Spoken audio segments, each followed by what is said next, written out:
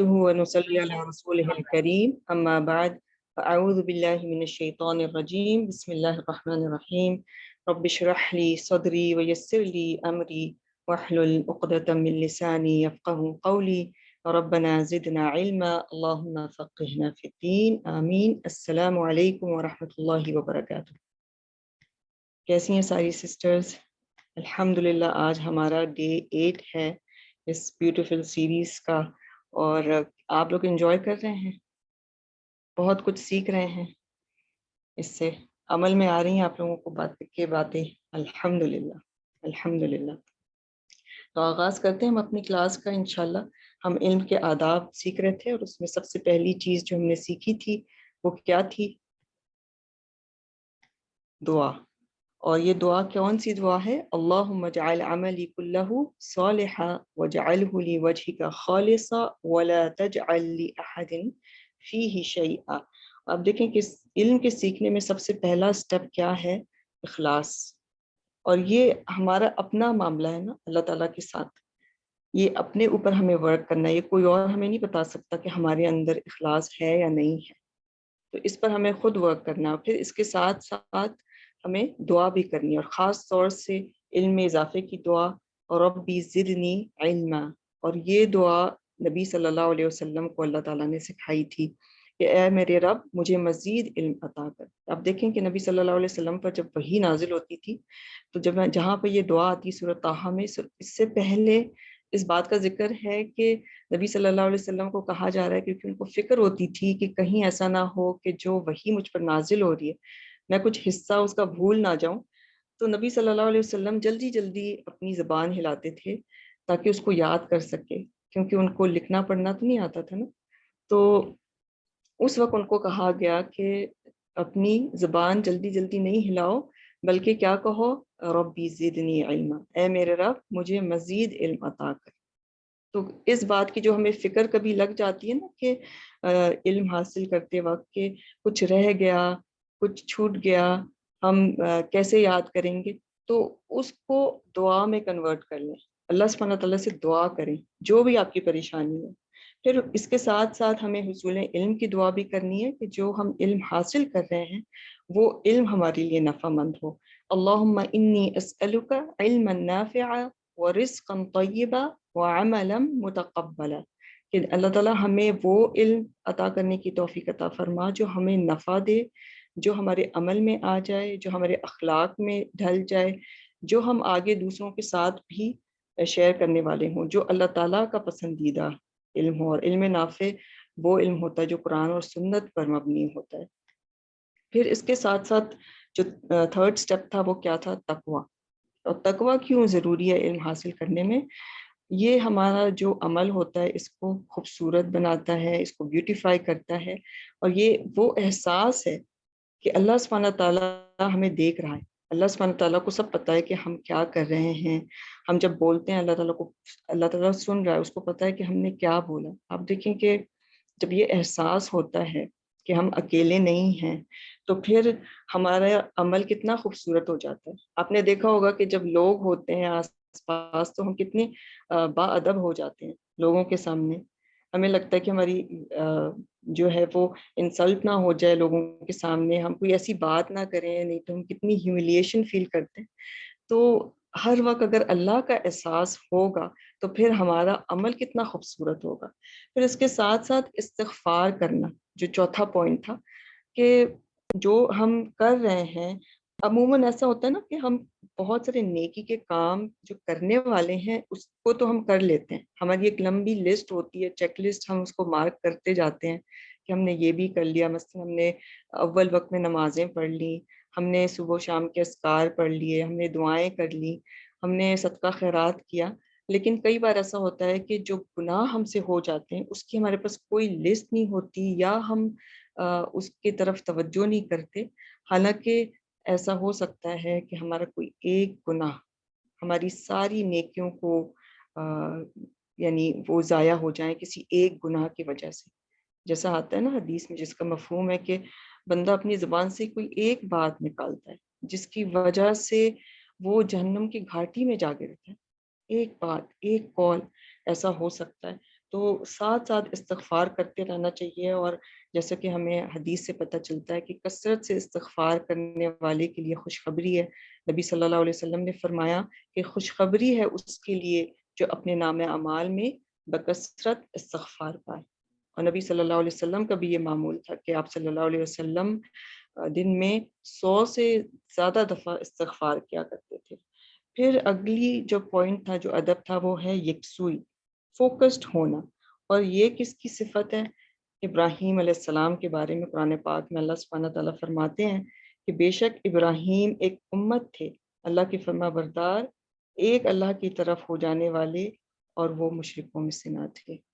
اور اسی طرح سے نبی صلی اللہ علیہ وسلم کی بھی یہ صفت بتائی جاتی کہ ان کے اندر بھی یکسوئی تھی۔ اور آپ نے دیکھا کہ جب ابراہیم علیہ السلام اللہ سبحانہ تعالیٰ کو جب وہ غور و فکر کرتے ہیں، تو اس غور و فکر کے نتیجے میں اللہ سبحانہ تعالیٰ کو انہوں نے پایا۔ اور نبی صلی اللہ علیہ وسلم بھی غار حرا میں جاتے ہیں نا یکسوئی کے لیے، کہ تاکہ وہ یکسو ہو کر کے عبادت کر سکیں۔ پھر دوام اور روزانہ کا تعلق، یہ کیوں ضروری ہے؟ کنسسٹنسی کیوں ضروری ہے؟ کیونکہ آپ دیکھیں کہ کئی بار ہم بہت سارے کاموں کا ارادہ کر لیتے ہیں، پھر ہم اوور ویلم ہو جاتے ہیں، پھر ہم کچھ بھی نہیں کر پاتے۔ تو جب ہم تھوڑے تھوڑے سٹیپس لیتے رہیں گے روزانہ، تو ہم گرو کریں گے۔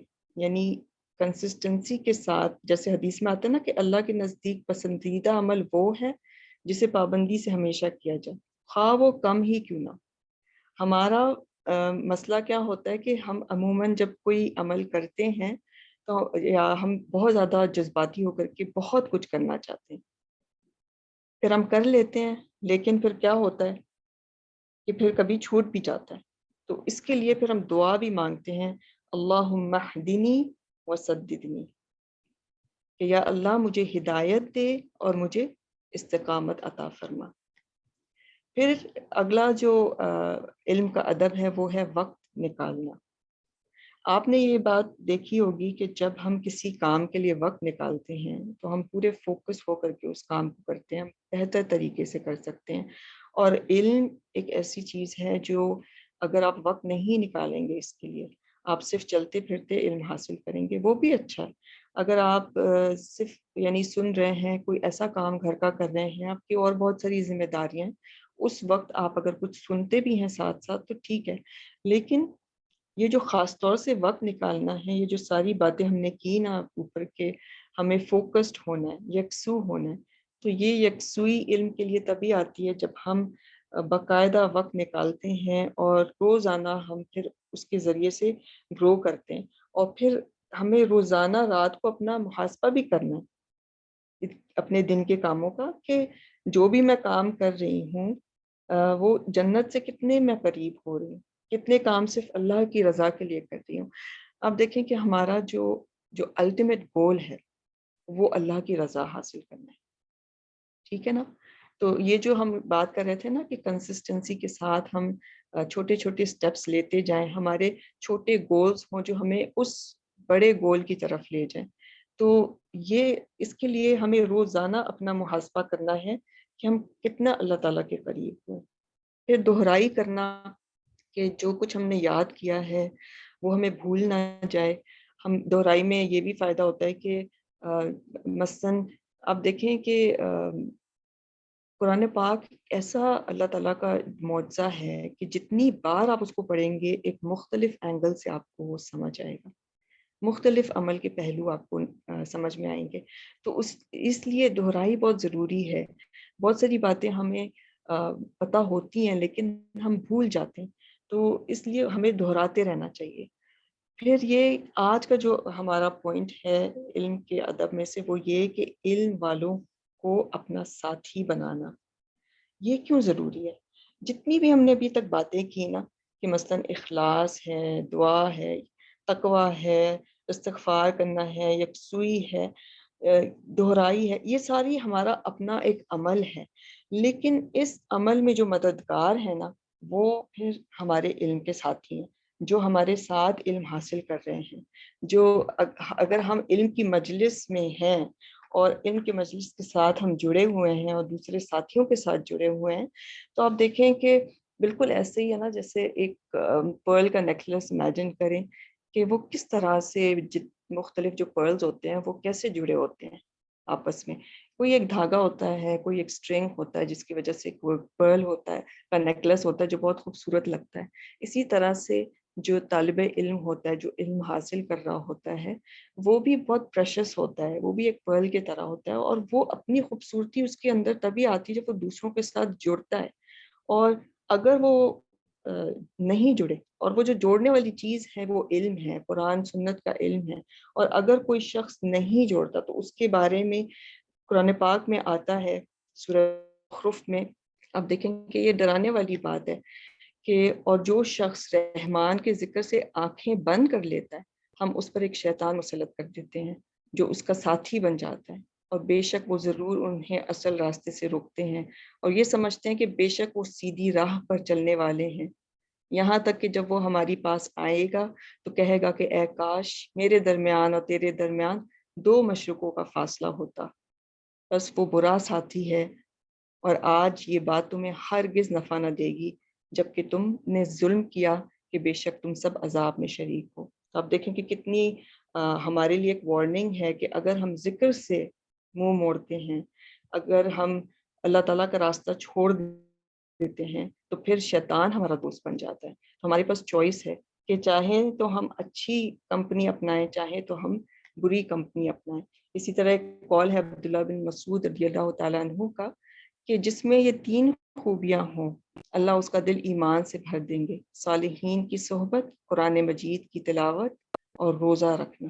آپ دیکھیں ایمان جو ہے نا وہ ایک بیج کی طرح ہے، اور اس بیج کو گرو کرنے کے لیے بہت ساری چیزوں کی ضرورت ہوتی ہے، اور اس میں سے ایک جو ہمیں مددگار ہمارے لیے ہیں وہ کیا ہے؟ صالحین کی صحبت. اب دیکھیں نبی صلی اللہ علیہ وسلم پر جب وحی نازل ہوئی تھی، سب سے پہلی وحی کیا تھی؟ اقرا کہ پڑھو. اور نبی صلی اللہ علیہ وسلم جب گھر جاتے ہیں، جب ان پر وحی نازل ہوئی تو ان کو تو نہیں پتا تھا، وہ گھبرا گئے تھے پہلی بار. تو جب انہوں نے حضرت خدیجہ رضی اللہ تعالیٰ عنہا کو بتایا تو وہ سب سے پہلے ہی تھیں جو ایمان لائیں، وہ ان کی سپورٹر بنی، وہ ان کی ساتھی تھیں اس راستے میں. اس کے بعد ابو بکر صدیق رضی اللہ تعالیٰ عنہ، حضرت علی رضی اللہ تعالیٰ عنہ، تو وہ سارے ایک کے بعد ایک سپورٹ بنتے گئے نبی صلی اللہ علیہ وسلم کے لیے. تو جب نبی صلی اللہ علیہ وسلم کے لیے بھی ایک سپورٹ کی ضرورت تھی کیونکہ وہ ایک انسان تھے. اسی طرح آپ دیکھیں ابراہیم علیہ السلام، کیونکہ یہ ذی الحج کا مہینہ ہے اور ان پر ہم بہت زیادہ غور و فکر کرتے ہیں ان کی زندگی پر، تو ان کے بارے میں آتا ہے کہ وہ اکیلے یعنی ایک وقت تھا کہ وہ اکیلے مسلمان تھے، کوئی بھی نہیں تھا. اپنی قوم کو وہ دین کی دعوت دیتے ہیں، اللہ تعالیٰ کے ساتھ جوڑنے کی کوشش کرتے ہیں، لیکن قوم نہیں مانتی، اور جب ان کو اور بلکہ ان کو آگ میں ڈالنے کی کوشش کرتی ہے. تو اس وقت جب وہ وہاں سے جب ہجرت کر کے جاتے ہیں اپنی قوم کو چھوڑ کے، اپنے باپ کو چھوڑ کے، سب کو چھوڑ کے، اب دیکھیں کتنے زیادہ وہ ٹوٹے ہوئے ہوں گے. تو اس وقت ان کی دعا کیا تھی؟ ربی حبلی حکما والحقنی بالصالحین. وہ بھی دعا کرتے ہیں کہ اللہ تعالیٰ مجھے نیک لوگوں کا ساتھ نصیب فرما. تو اچھی صحبت ہمیں اپنانی ہے، کیونکہ انسان اپنے دوست کے دین پر ہوتا ہے، اور اگر دوست دین پر ہے تو پھر آپ بھی دین پر ہوں گے. اور اس کے لیے دعا بھی کرنی ہے، اللہم یسر لی جلیسا صالح، یا اللہ مجھے نیک صالح دوست صحبت عطا فرما. پھر آج کی ہم انشاءاللہ دعا حدیث کو دیکھ لیتے ہیں. 70 گردنیں آزاد کرنے کے برابر اجر. نبی صلی اللہ علیہ وسلم نے فرمایا کہ تمہارا طواف کے بعد 2 رکعت ادا کرنا ایسا ہے جیسے تم نے اسماعیل علیہ السلام کی اولاد میں سے ایک گردن آزاد کر دی، اور تمہارا صفا اور مروہ میں دوڑنا ایسا ہے جیسے 70 گردنیں آزاد کرنا. سبحان اللہ. آپ دیکھیں کہ کون دوڑا تھا صفا مروہ کے درمیان، اور یہ جو طواف کے بعد کے جو 2 رکعت ہیں وہ کہاں پڑھی جاتے ہیں؟ مقام ابراہیم میں پڑھی جاتی ہیں نا.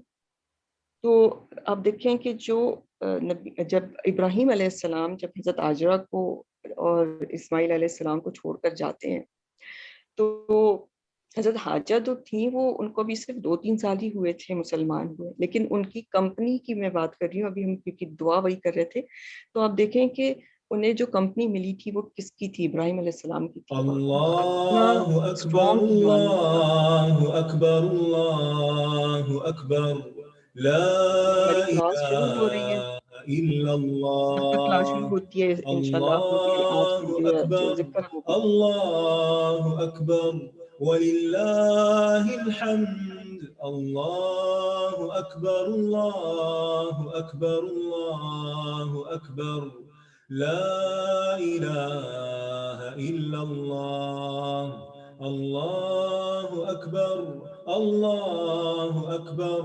ولله الحمد. أعوذ بالله من الشيطان الرجيم. بسم الله الرحمن الرحيم. والفجر وليال عشر والشفع والوتر والليل إذا يسر هل في ذلك قسم لذي حجر. السلام علیکم ورحمۃ اللہ وبرکاتہ. نحمده ونصلی علی رسولہ الکریم، اما بعد فاعوذ باللہ من الشیطان الرجیم. بسم اللہ الرحمن الرحیم. رب اشرح لی صدری ویسر لی امری واحلل عقدۃ من لسانی یفقہوا قولی. اللہ اکبر اللہ اکبر لا الہ الا اللہ واللہ اکبر اللہ اکبر وللہ الحمد. اللہ اکبر کبیرا والحمد للہ کثیرا وسبحان اللہ بکرۃ واصیلا. اللہ اکبر اللہ اکبر اللہ اکبر وللہ الحمد. اللہ اکبر واجل اللہ اکبر علی ما ہدانا. اللہ اکبر کبیرا اللہ اکبر کبیرا اللہ اکبر واجل اللہ اکبر وللہ الحمد. بہترین ایام اور بہترین اعمال، اس سلسلے میں ہم آج ذکر کے بارے میں بات کریں گے کہ ذکر کیسا عمل ہے. ذکر کی 3 اقسام ہیں: دل سے ذکر، حضور قلبی کے ساتھ زبان سے ذکر، اور صرف زبان سے ذکر یعنی دل کی حاضری کے بغیر. ایک ہے زبان کے بغیر صرف دل سے، اور ایک ہے زبان اور دل دونوں سے، اور ایک ہے صرف زبان سے. دل کے ساتھ ذکر کی پھر 2 قسمیں ہیں. ایک ہے اللہ عز و جل کی نعمتوں، اس کی آیات، اس کی مخلوقات اور اس کی عظمت میں غور و فکر کرنا، اور یہ ذکر کی سب سے بلند قسم ہے. الذین یذکرون اللہ قیاما وقعودا وعلی جنوبہم ویتفکرون فی خلق السماوات والارض ربنا ما خلقت ھذا باطلا. تو یہ تفکر بھی دراصل ایک طرح کا ذکر ہی ہے، جو انسان اٹھتے بیٹھتے لیٹتے چلتے پھرتے کام کاج کرتے دل ہی دل میں مختلف چیزوں پر غور و فکر کرتے ہوئے کر رہا ہوتا ہے. یہ ذکر کی سب سے اعلیٰ ترین قسم ہے، جس میں انسان کے ہاتھ دنیا کے کام میں مشغول ہوتے ہیں لیکن دل اللہ کی یاد میں مشغول ہوتا ہے. اور صرف زبان کے ساتھ ذکر کرنا یہ ذکر کی سب سے کمزور ترین قسم ہے، یعنی دل کا حاضر ہونا نہیں، صرف زبان سے کچھ کلمات دہرا رہے ہیں. تو ہمیں اللہ سبحانہ وتعالیٰ کی یاد میں سب سے زیادہ اپنے دل کو مشغول کرنا چاہیے، اور اس کی نعمتوں پر غور و فکر کرنا چاہیے، اس کے احسانات پر، اس کی آیات، چاہے وہ قرآن کی آیات ہوں چاہے وہ کائنات کی آیات ہوں، یہ اللہ کے ذکر کا حصہ ہوگا. اسی طرح دوسروں کے ساتھ مل بیٹھ کر بھی اللہ سبحانہ وتعالیٰ کی باتیں کرنا، اللہ کی نعمتوں پر غور و فکر کرنا. نیک لوگ اللہ تعالیٰ کی نعمتوں کا باہم ذکر کیا کرتے تھے. فَأَمَّا بِنِعْمَةِ رَبِّكَ فَحَدِّثْ. نعمتوں کو بیان کرتے، نعمتوں پر غور و فکر کرتے کیونکہ اس سے یعنی ایک دوسرے کے ساتھ مل کر جب غور و فکر کرتے ہیں تو اس کا اثر دل پر زیادہ ہوتا ہے. ایک مجلس میں جب ہم ذکر کرتے ہیں تو اس کا اثر دل پر زیادہ ہوتا ہے، اس سے انسان کو زیادہ فائدہ حاصل ہوتا ہے. موسیٰ علیہ السلام نے اپنے بھائی ہارون علیہ السلام کی نبوت کس لیے مانگی تھی؟ کئی نذکرک کثیرا کئی نسبحک کثیرا ونذکرک کثیرا، کہ ہم کثرت سے تیری تسبیح بیان کریں اور کثرت سے تیرا ذکر کریں، یعنی مل کر کریں. تو باہم مذاکرہ جو ہوتا ہے ون آن ون بیس پر دو لوگوں کے درمیان یا ایک گروپ ڈسکشن میں جو اللہ تعالیٰ کا ذکر ہوتا ہے، یہ بھی ذکر کی بہترین قسم ہے. اور پھر گھر والوں کے ساتھ، بیوی بچوں کے ساتھ، کھانے کی میز پر، کوئی اور کام کاج کرتے ہوئے، واک کرتے ہوئے، یعنی کسی بھی حال میں، لیٹے ہوئے، بیٹھے ہوئے، چلتے پھرتے، کام کرتے ہوئے. اور اس طرح جو دل کو ایک عجب لطف محسوس ہوتا ہے اللہ کی یاد کا، وہ کسی اور چیز سے نہیں ہوتا. اور پھر بے اختیار زبان سے نکلتا ہے الحمدللہ. اور اگر صرف زبان الحمدللہ کہہ رہی ہے اور ایک مشینی طور پر اور دل میں اللہ تعالیٰ کا شکر نہیں، تو وہ محبت والا ذکر نہیں. ایک ہوتا ہے کسی کو رسمی طور پہ یاد کر لینا کہ کوئی عید کا موقع ہے، خوشی کا موقع ہے، آپ اپنے لسٹ نکالتے ہیں، لوگوں کو یاد کرتے ہیں، ان کو ایک کرٹیسی کا میسج بھیجتے ہیں، مبارک، کانگریچولیشن کسی خاص موقع پہ کرتے ہیں. یہ ایک رسمی ذکر ہوتا ہے. اور ایک ہوتا ہے کسی کی یاد کا دل میں مسلسل رہنا، اور یہ اسی کی یاد ہوتی ہے جس سے انسان کو محبت ہوتی ہے. یعنی انسانوں میں سے بھی ہم انسانوں کے ساتھ جو محبت ہوتی ہے اس کا ایکسپیرینس بھی اسی لیے کرتے ہیں کہ اس ایکسپیرینس سے سیکھیں کہ اللہ کو کیسے یاد کرتے ہیں. کیونکہ وَالذَّاکِرِینَ اللَّهَ کَثِیرًا وَالذَّاکِرَاتِ، اب دیکھیے اس میں 10 صفات کا ذکر ہوا ہے، کسی کے ساتھ کثرت کا ذکر نہیں آیا، لیکن اللہ کے ذکر کے ساتھ کثرت کا ذکر آیا کہ ذکر جو ہے وہ ایسی عبادت ہے جو بہت کثرت سے کرنی چاہیے. اور پھر آپ دیکھیے کہ ذکر کا تعلق ہر عبادت کے ساتھ ہے، چاہے نماز ہو، چاہے روزہ ہو. روزہ بھی ہمیں بار بار اللہ کی یاد دلاتا رہتا ہے. اسی طرح چاہے ہمارا تعلق لوگوں کے ساتھ ہو، معاملہ لوگوں کے ساتھ کر رہے ہوں، اگر ہم وہ اللہ کی خاطر کر رہے ہیں، ہماری نیت اللہ کی رضا مقصود ہو، تو اللہ کی رضا ہو، تو یہ بھی ذکر ہی کی ایک قسم ہے، اللہ کی یاد ہی کی ایک قسم ہے. نماز تو خیر قائم ہی اللہ کے ذکر کے لیے کرنی چاہیے. اقم الصلاۃ لذکری. اسی طرح قرآن کی تلاوت بھی اللہ کا ذکر ہے، کہنے کو ایک عبادت ہے. اسی طرح جب انسان زکوٰۃ دیتا ہے یا صدقہ دیتا ہے تو اس وقت بھی اللہ کو یاد کر رہا ہوتا ہے کہ اللہ جو کچھ میرے پاس ہے یہ دراصل تیرا ہی دیا ہوا ہے، اور تیری مرضی کے مطابق، تیرے بتائے ہوئے طریقے کے مطابق میں اسے تیرے راستے میں تیرے بندوں پہ خرچ کر رہا ہوں. تو ایسے انسان کی کیفیت ہی کچھ اور ہوتی ہے. اسی طرح حج کا سفر انسان کرتا ہے تو سب سے بہترین حج اس کا ہے کہ جو اللہ سبحانہ وتعالیٰ کو کثرت سے یاد کرے. اور پھر خاص طور پر وَاذْكُرُوا اللَّهَ فِي أَيَّامٍ معلومات، کہ اللہ کو یاد کرو معلوم دنوں میں. اس کا یہ مطلب ہے کہ ان دنوں میں بھی یاد کرو، اور پھر یہ تو ساری زندگی میں انسان کے ساتھ چلتا ہے. تو ذکر ایک ایسا عمل ہے جو ہمیں ہمارے رب کے ساتھ جوڑتا ہے، جو تعلق باللہ کا ایک ذریعہ ہے، جو ہمارے دل کو غفلت سے پاک رکھتا ہے. کیونکہ یہ اللہ کو یاد کرنا ذکر ہے اور بھول جانا غفلت ہے. تو ہم ہر وقت کسی نہ کسی ایسی چیز کے ساتھ انٹریکٹ کر رہے ہوتے ہیں جس کا ڈائریکٹلی یا انڈائریکٹلی بہرحال تعلق اللہ تعالیٰ کے ساتھ ہوتا ہے.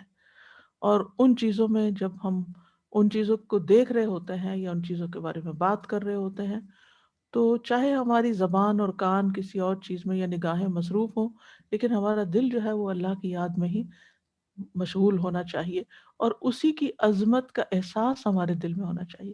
کیونکہ اللہ کی یاد کا حق ادا نہیں ہو سکتا جب تک کہ اللہ تعالیٰ کی عظمت دل میں نہ ہو، اللہ کی محبت دل میں نہ ہو. اور پھر یہ ہے کہ ہماری زندگی میں دن کے مختلف حصوں میں مختلف تبدیلیاں آتی ہیں، موسم بدلتے ہیں، جگہیں بدل جاتی ہیں، زمان و مکان میں تبدیلی آ جاتی ہے. یہ تبدیلی کے ساری کیفیات جو ہیں جب انسان ان سے گزرتا ہے تو اس وقت بھی اگر اس کے دل میں اللہ کی یاد ہو تو ہر طرح کی تبدیلی اور چینج انسان کے لیے آسان ہو جاتا ہے. اسی طرح زندگی کے دیگر اتار چڑھاؤ جو پیش آتے ہیں، کبھی خوشی ہے، کبھی غمی ہے، کبھی دکھ ہے، کبھی بیماری ہے، کبھی کوئی چیز ہے، کبھی کوئی چیز ہے، ان ساری چیزوں کا مقابلہ بھی انسان ذکر کے ساتھ کرے، اللہ تعالیٰ کو یاد کرتے ہوئے کرے، تو انسان کے لیے بہت سی آسانیاں پیدا ہو جاتی ہیں۔ تو اور پھر یہ ہے کہ ذکر میں تکرار بھی ہے کہ بار بار کرو، کثرت کے ساتھ کرو۔ کسی چیز میں تو ہمیں تعداد بتا دی گئی ہے کہ 100 بار کرو، کہیں پر 10 بار ہے، کہیں 33 بار ہے۔ تو یہ تکرار جو ہے یہ انسان کی یاد دہانی کا ذریعہ بنتی ہے کہ ایک دفعہ بولا ہے، نئی یاد دل میں یاد پیدا ہوئی، دوسری دفعہ، تیسری دفعہ، چوتھی دفعہ، یعنی کسی وقت تو وہ چیز زبان سے اتر کے دل تک چلی ہی جائے گی۔ اور پھر اسی طرح دعا بھی ذکر کی ایک قسم ہے، اور باقی یعنی جتنی بھی دعائیں ہیں صبح و شام کی، مختلف اوقات کی دعائیں ہمیں سکھائی گئی ہیں، مشکل وقت کی دعائیں سکھائی گئی ہیں، فقر و فاقہ کے لیے، رزق کے لیے، بیماری کے لیے، یہ تمام دعائیں جو ہیں یا مختلف مواقع کی جو دعائیں ہیں، یہ ساری بھی ہمارے اندر اللہ کی یاد پیدا کرتی ہیں۔ پھر ہم وقتاً فوقتاً نعمتوں پر جو اللہ کا شکر ادا کرتے ہیں، الحمدللہ کہتے ہیں، یہ بھی دراصل اللہ سبحانہ وتعالیٰ کا ذکر ہی ہے۔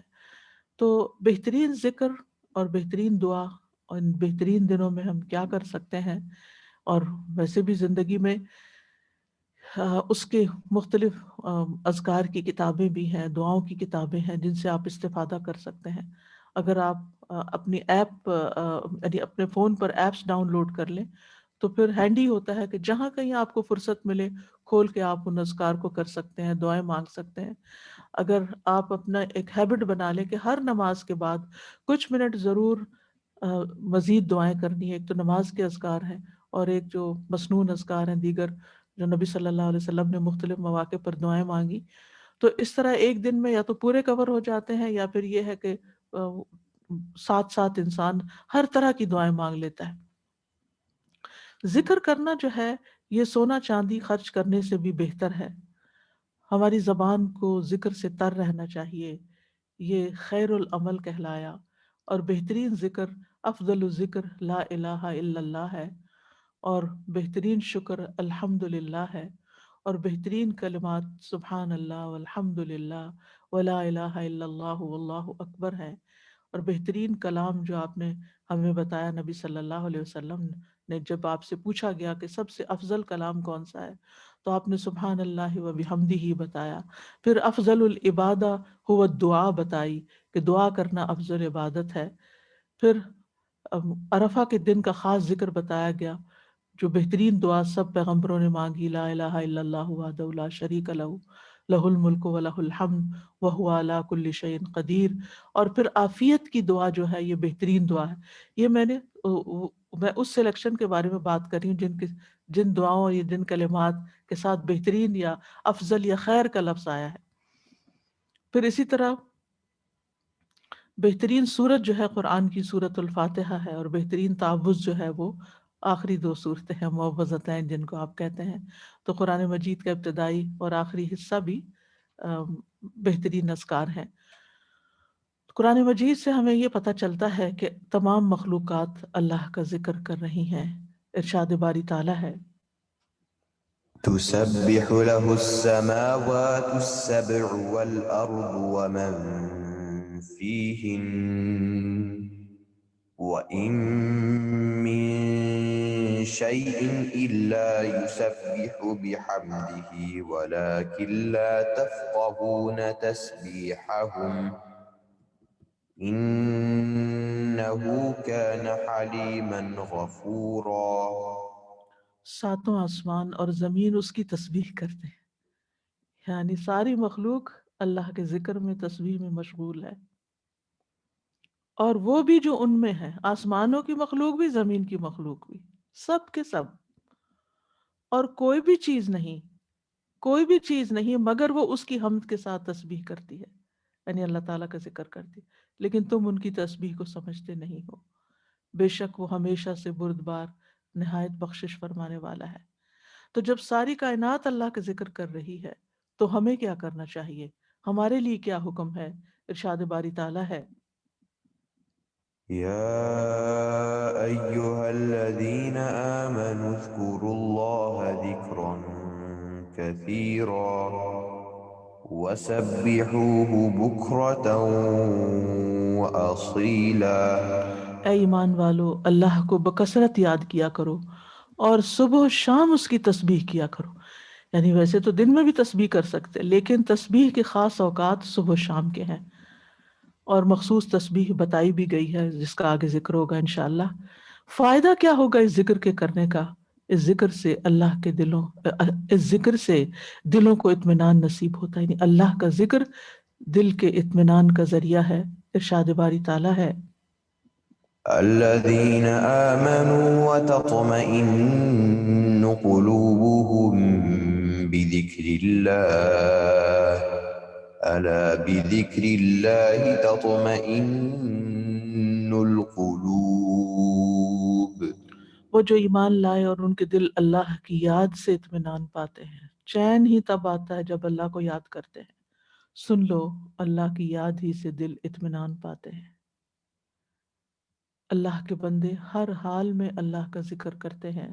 ارشاد باری تعالیٰ ہے الذين يذكرون الله قياما وقعودا وعلى جنوبهم ويتفكرون في خلق السماوات والأرض ربنا ما خلقت هذا باطلا سبحانك فقنا عذاب النار. وہ لوگ جو کھڑے اور بیٹھے اور اپنے پہلوؤں پر اللہ کو یاد کرتے ہیں اور آسمانوں اور زمین کی پیدائش میں غور کرتے ہیں. اے ہمارے رب، تو نے یہ سب بے مقصد پیدا نہیں کیا، تو پاک ہے، سو ہمیں آگ کے عذاب سے بچا لے. یعنی ذکر کرنے سے وہ کیا چاہتے ہیں؟ اللہ کی یاد تو چاہتے ہی ہیں، لیکن اس کے ساتھ ساتھ جہنم کی آگ سے بھی بچنا چاہتے ہیں، کیونکہ ذکر آگ سے بچاؤ کا ذریعہ بھی ہے. اور ذکر کا سب سے بڑا فائدہ یہ ہے کہ جو بندہ اللہ کا ذکر کرتا ہے، اللہ اس کو یاد کرتے ہیں. اللہ سبحانہ وتعالیٰ اس کا ذکر کرتے ہیں اور فرشتوں کی مجلس میں کرتے ہیں. جو مجلس میں کرتا ہے اور جو تنہائی میں کرتا ہے اس کے لیے تنہائی میں کرتے ہیں.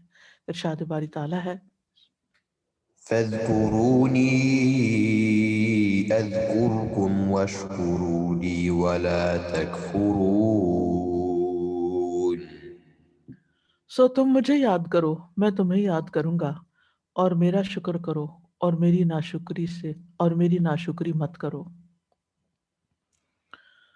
تو اس سلسلے کی پہلی حدیث جو بہترین ذکر ہے اور اس ذکر کی فضیلت کے بارے میں آتی ہے، وہ سنن الترمذی کی ہے. ابو درداء رضی اللہ عنہ سے قال قال النبی صلی اللہ علیہ وسلم الا انبئکم بخیر اعمالکم وازکاها عند ملیککم وارفعها فی درجاتکم وخیر لکم من انفاق الذهب والورق وخیر لکم من ان تلقوا عدوکم فتضربوا اعناقهم ويضربوا اعناقكم قالوا بلى قال ذکر اللہ تعالی. قال معاذ بن جبل رضی اللہ عنہ ما شیء انجا من عذاب اللہ من ذکر اللہ. ایک ہی حدیث میں ذکر کے کتنے فائدے بیان ہو گئے ہیں کہ بخیر اعمالکم، تمہارے اعمال میں سے سب سے بہتر ہے، وازکاہا، سب سے زیادہ پاکیزہ ہے، عند ملیککم، تمہارے رب کے پاس یعنی اللہ سبحانہ وتعالیٰ کے ہاں، وارفعہا درجاتکم، اور تمہارے درجات کو سب سے زیادہ بلند کرنے والا ہے، وخیر لکم من انفاق الذهب والورق، اور تمہارے لیے سونا چاندی خرچ کرنے سے بھی زیادہ بہتر ہے، وخیر لکم من ان تلقوا عدوکم، اور اس سے بھی بہتر ہے کہ تم اپنے دشمن سے ٹکراؤ، وہ تمہاری گردنیں کاٹے اور تم ان کی، یعنی جہاد سے بھی افضل. تو لوگوں نے کہا کہ کیوں نہیں، آپ ضرور بتائیے. آپ نے فرمایا وہ اللہ کا ذکر ہے. معاذ بن جبل کہتے ہیں اللہ کے ذکر سے بڑھ کر اللہ کے عذاب سے بچانے والی کوئی چیز نہیں. یعنی جہاں یہ سب سے بہتر اور سب سے پاکیزہ اور سب سے نفع مند اور درجات کی بلندی کا ذریعہ، وہاں اللہ کے عذاب سے بچانے کا ذریعہ بھی ہے۔ یاد رکھیے اللہ کا ذکر وہ عبادت ہے جو ہر کوئی کر سکتا ہے، چھوٹا، بڑا، فقیر، غنی، مرد، عورت، فارغ، مشغول، عالم، جاہل، بیمار، صحت مند، فقیر، بادشاہ، سب کے سب کر سکتے ہیں۔ آپ کو صرف دل میں یہ سوچنا ہی ہے نا، یاد ہی کرنا ہے اور زبان ہلانی، بس اتنی سی بات ہے۔ آپ اپنے ہاتھ پاؤں نہیں ہلا سکتے، آپ کچھ کر نہیں سکتے، آپ زبان بھی نہیں ہلا سکتے۔ اللہ نہ کرے کہ کسی کے اوپر ایسی کیفیت آ جاتی، بعض اوقات ایسی بیماریاں بھی ہوتی ہیں کہ انسان منہ سے لفظ بھی نہیں نکال سکتا، منہ کے اندر مشینیں لگی ہوتی ہیں لیکن پھر بھی ہوش ہوتا ہے انسان کو۔ ایسی صورت میں دل میں تو یاد کر سکتے ہیں۔ تو اللہ کی یاد ایسی نعمت ہے کہ جو ہر حال میں انسان کر سکتا ہے، ہر پوزیشن پہ کر سکتا ہے، ہر سچویشن میں کر سکتا ہے، فراغت میں بھی اور مشغولیت میں بھی۔ کام بھی کر رہے ہیں پھر بھی کر سکتے ہیں یہ۔ باقی چیزوں کے لیے تو آپ کو الگ بیٹھنے کی ضرورت ہوتی ہے نا۔ یہ ایسی عبادت ہے جس کے لیے وضو بھی شرط نہیں ہے، قبلہ رخ ہونے کی بھی ضرورت نہیں ہے، سطر کو ڈھانپنے کی بھی ضرورت نہیں ہے۔ اگر آپ کا سر کھلا ہے یا آپ دوپٹہ نہیں پہنے ہوئے یا کپڑے شارٹ پہنے ہوئے ہیں، پھر بھی آپ یاد کر سکتے ہیں اللہ۔ آپ اگر زبان سے نہیں، کوئی ایسی کیفیت ہے کہ زبان سے نہیں، تو دل میں اس وقت بھی یاد کر سکتے ہیں اللہ کو، کوئی منع نہیں ہے۔ اور پھر یہ کہ چاہے آپ سفر کی حالت میں ہوں، چاہے آپ انتظار کی حالت میں ہوں، کسی کلینک پہ ہوں، ایئرپورٹ پہ ہوں، کسی بینک میں ہوں، کہیں پر بھی ہوں جہاں آپ کو ویٹ کرنا پڑ رہا ہے، تو آپ کے لیے بہترین شغل اللہ کا ذکر ہو سکتا ہے۔ اس کے لیے آپ کو ٹریول کر کے کہیں دور نہیں جانا پڑتا کہ جہاں جا کر آپ یہ عبادت کریں، جہاں دیر اینڈ دین جس پوزیشن میں آپ ہیں اس میں آپ یہ ذکر کر سکتے ہیں۔ اور مومن جو ہوتا ہے وہ ہر حال میں اللہ کو یاد کرتا ہے، لیکن منافق اللہ کو یاد نہیں کرتا، چاہے وہ بظاہر ریچولز ادا بھی کر رہا ہو لیکن اس کے دل میں اللہ کی یاد نہیں ہوتی۔ مومن اور منافق کا یہ بہت بڑا فرق ہے۔ مومن اللہ کو کثرت سے یاد کرتا ہے اور منافق وَلَا يَذْكُرُونَ اللَّهَ إِلَّا قَلِيلًا، بہت تھوڑا یاد کرتا ہے، کیونکہ وہ نماز کے لیے بھی کھڑے ہوتے ہیں تو دکھاوا کرتے ہوئے، اور اللہ کو یاد نہیں کرتے مگر بہت کم۔ یہ آیت ایک طرف تسلی بھی دیتی ہے اور دوسری طرف ڈرانے والی بھی ہے کہ ہم اپنی نمازوں میں اللہ کو کتنا یاد کرتے ہیں، کیونکہ نماز تو ہے ہی اللہ کو یاد کرنے کے لیے۔ تو بعض اوقات ہم نماز پڑھے جاتے ہیں، نفل پہ نفل پڑھے جاتے ہیں، لیکن دھیان کہیں اور ہی رہتا ہے۔ تو اہل ایمان جو ہیں وہ اللہ کو کثرت سے یاد کرتے ہیں، جیسا کہ پہلے میں نے آپ کو سورۃ الاحزاب کی مثال دی کہ اس میں مسلمین، مؤمنین، قانتین کا، صادقین، صابرین، خاشعین، متصدقین، صائمین، حافظین فروجہم اور ذاکرین، ان سب کی بات ہوئی، اور ذاکرات کی مؤنث تمام فیمیلز کی بھی بات ہوئی ساتھ ساتھ۔ لیکن کثیرہ کا لفظ جو ہے وہ صرف ذکر کے ساتھ آیا ہے، والذاکرین اللہ کثیرا والذاکرات۔ کیوں کثرت سے یاد کرنے کی ضرورت ہے؟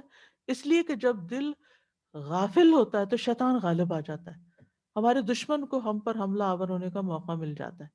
تو دشمن کا مقابلہ کرنے کے لیے بھی ذکر ضروری ہے۔ استحوذ علیہم الشیطان فانساہم ذکر اللہ اولئک حزب الشیطان الا ان حزب الشیطان هم الخاسرون۔ شیطان ان پہ غالب آ گیا، سو اس نے انہیں اللہ کی یاد بھلا دی۔ یہ ہے اس کی سب سے بڑی دشمنی۔ یہ لوگ شیطان کا گروہ ہیں، یعنی جو اللہ کو یاد نہیں کرتے یہ شیطان کا گروہ ہے۔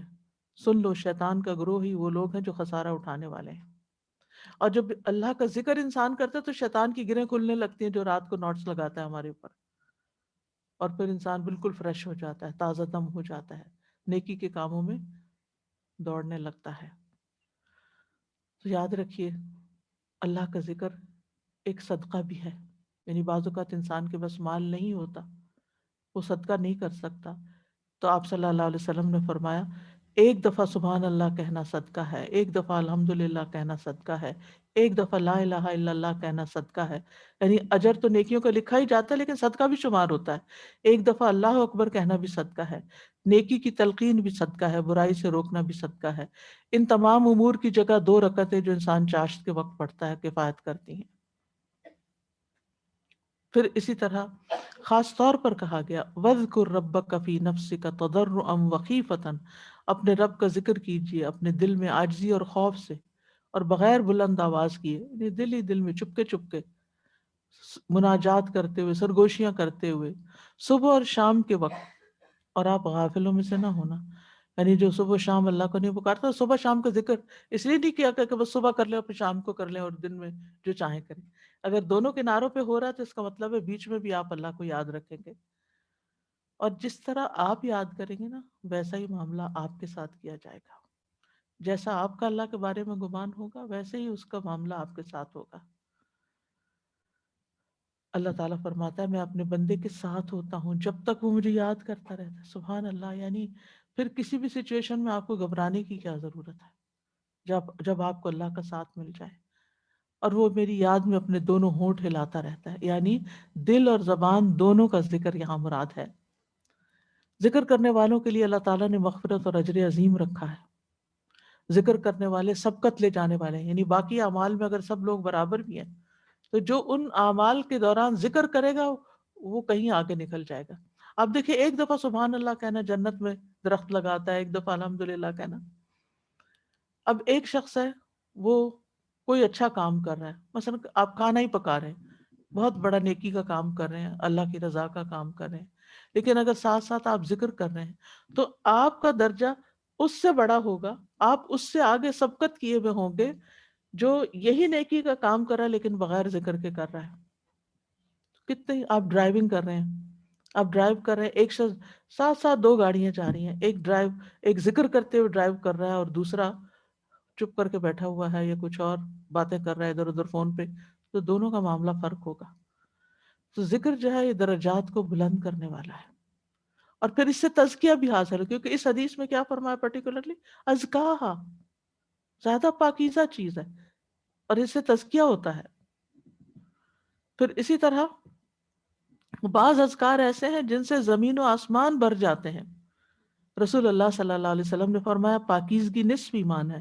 الحمدللہ ترازو کو بھر دیتا ہے، سبحان اللہ اور الحمدللہ آسمانوں سے زمین تک کی وسعت کو بھر دیتے ہیں، ہر چیز بھر جاتی ہے اس سے۔ پھر ذکر کرنے والوں پہ سکینت نازل ہوتی ہے۔ پھر اسی طرح بدن کو قوت ملتی ہے، زندگی ملتی ہے، اللہ کے ذکر سے تقدیر تک بدل جاتی ہے۔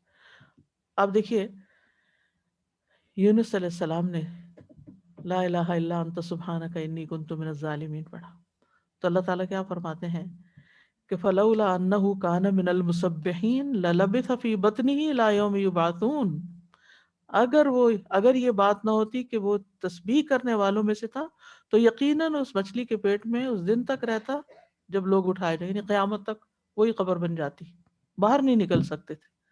سبحان اللہ، یعنی کتنی بڑی بات ہے، یہ معمولی واقعہ نہیں ہے، قرآن میں بیان ہوا ہے، ہمارا اس پر یقین ہے کہ یہ بالکل سچی بات ہے۔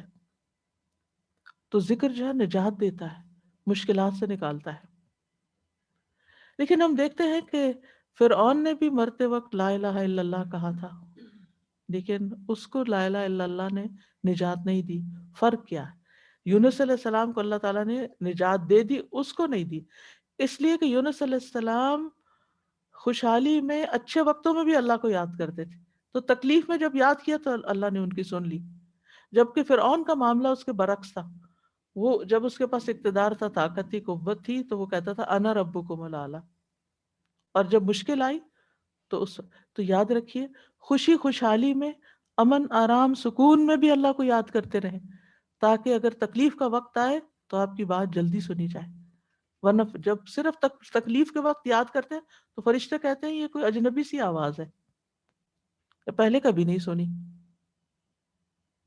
تو ہم اللہ کے فرشتوں کے لیے اجنبی نہ ہوں، ہمارا ذکر اوپر پہنچتا رہے اور ہماری تسبیحات عرش کے گرد چکر لگاتی رہیں، کیونکہ تسبیحات کی ایک بنبناہٹ ہوتی ہے اور وہ عرش گرد چکر لگاتی ہیں. ہم تو یہاں ہوتے ہیں لیکن تسبیحات وہاں تک پہنچ جاتی ہیں. ہمارے نیک اعمال کو بھی بلندی ذکر سے ہوتی ہے.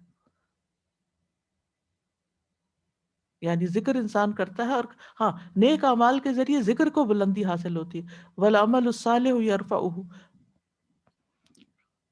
اور پھر اللہ کی خاطر صرف اللہ کی خوشی کے لیے ذکر کرنا جو ہے وہ بخشش کا ذریعہ بنتا ہے، شیطانی حملوں سے بچاؤ کا ذریعہ ہے، مضبوط قلعہ ہے.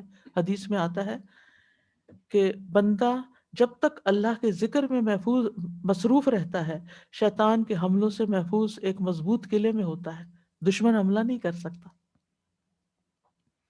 آپ دیکھیے اگر آپ کسی جگہ پر بیٹھے ہیں اور اچانک آپ دیکھتے ہیں کہ کوئی اٹیک کرنے کے لیے آ رہا ہے، آپ کا پہلا ری ایکشن کیا ہوگا؟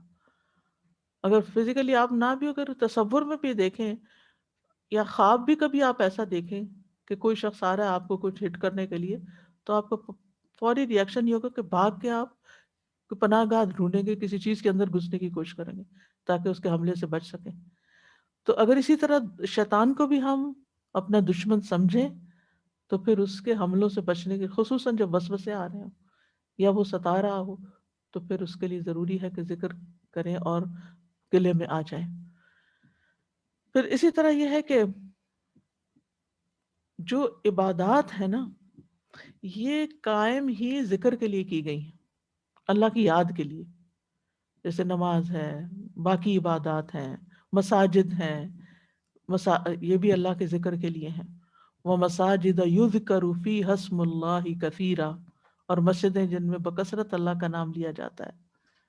پھر اسی طرح فی بیوت اذن اللہ ان ترفع ویذکر فیہا اسمہ، یہ چراغ ان گھروں میں ہے کہ اللہ نے ان کو بلند کرنے اور ان میں اس کا ذکر کرنے کا حکم دیا ہے، وہ ان میں صبح و شام اس کی تسبیح کرتے ہیں. پھر آپ دیکھیے کہ زکریا علیہ السلام کو جب اولاد کی بشارت ملی تو ان کو کیا حکم دیا گیا کہ وہ اللہ کا ذکر کریں. ذکر کو باقیات الصالحات کہا گیا. والباقیات الصالحات خیر عند ربک ثوابا، ایک جگہ تھا خیر عملا اور دوسری جگہ خیر مردا. اس کے برعکس ذکر سے غفلت جو ہے یہ خسارے کا باعث ہے. یا ایھا الذین آمنوا لا تلھکم اموالکم ولا اولادکم عن ذکر اللہ ومن یفعل ذلک فاولئک هم الخاسرون. اے لوگو جو ایمان لائے ہو تمہارے مال اور اولاد تمہیں اللہ کے ذکر سے غافل نہ کریں، جو ایسا کرے گا تو یہی لوگ ہیں خسارہ پانے والے. جو ذکر سے غافل ہوتا ہے اس پر شیطان مقرر کر دیا جاتا ہے، شیطان مسلط کر دیا جاتا ہے اور وہ اس کا ساتھی بن جاتا ہے. ذکر نہ کرنا قیامت کے دن حسرت کا باعث ہوگا، اور وہ لوگ بد نصیب ہیں کہ جو صحت اور تندرستی کی حالت میں بھی اللہ کو یاد نہیں کرتے. پھر اس کی مختلف صورتیں ہیں، جیسے سلام کرنا بھی اللہ کا ذکر ہے، کثرت سے استغفار کرنا، درود شریف پڑھنا، آیت کریمہ پڑھنا، حسبی اللہ و نعم الوکیل پڑھنا، یعنی جتنی بھی تسبیحات ہمیں بتائی گئی ہیں یہ ذکر کی مختلف قسمیں ہیں. دوسری بہترین چیز جو ذکر کے سلسلے میں ہمیں بتائی گئی وہ ہے خیر العمل ان تفارق الدنیا ولسانک رطب من ذکر اللہ.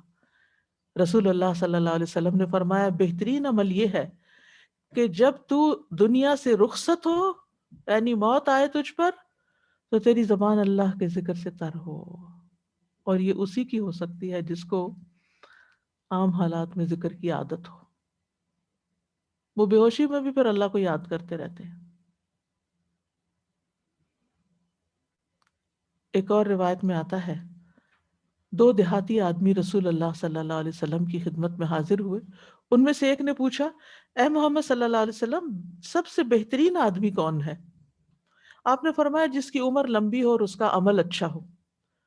دوسرے نے کہا اللہ کے رسول صلی اللہ علیہ وسلم اسلام کے احکام بہت زیادہ ہیں، کوئی ایسی بات بتا دیجئے جسے میں مضبوطی سے تھام لوں. تو آپ نے فرمایا تمہاری زبان ہر وقت اللہ عز و جل کے ذکر سے تر رہے.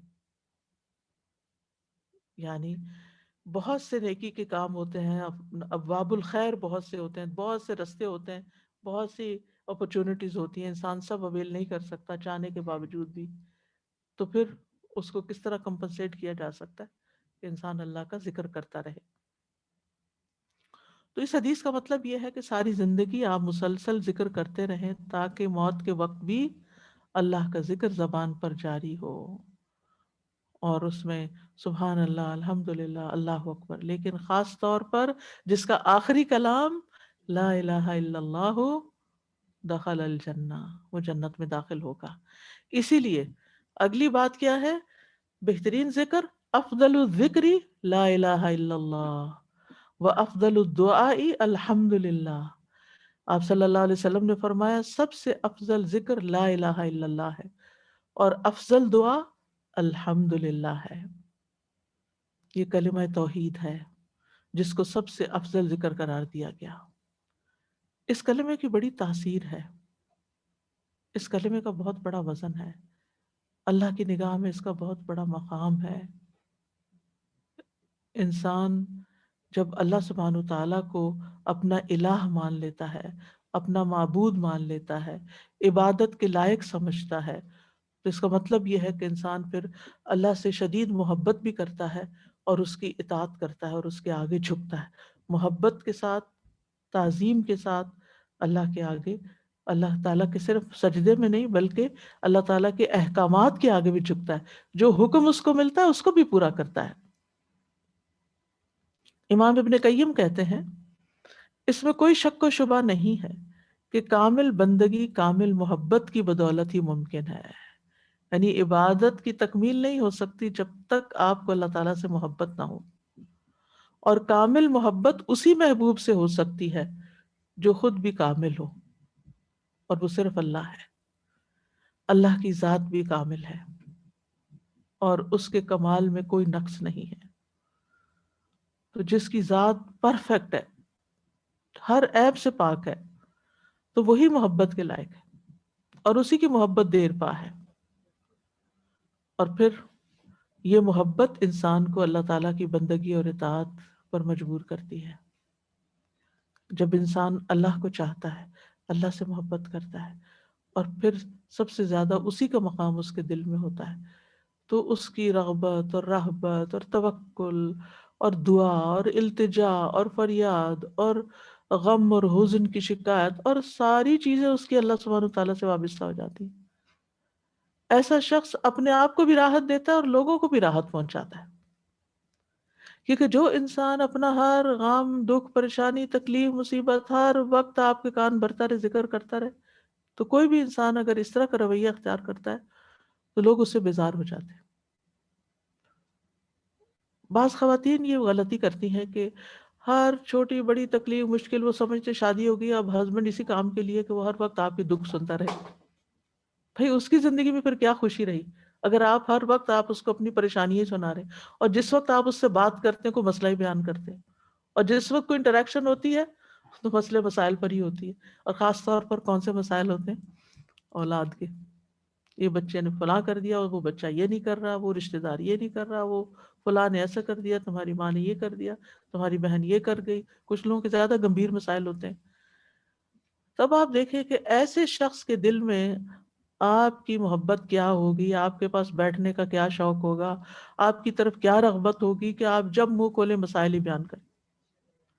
اور اس کے برعکس اگر آپ کے اندر یہ اللہ نے یہ توفیق ڈالی ہے کہ آپ اپنے مسئلے، آپ اپنی تکلیفیں، آپ اپنی ساری چیزیں اپنے رب کے سامنے رکھیں، اس سے دعا کریں، اس سے ذکر کریں، اس سے راہ مانگیں، اس سے اہدنا الصراط المستقیم مانگیں کہ یا اللہ مجھے اس میں میری رہنمائی کر کے اب میں کروں کیا۔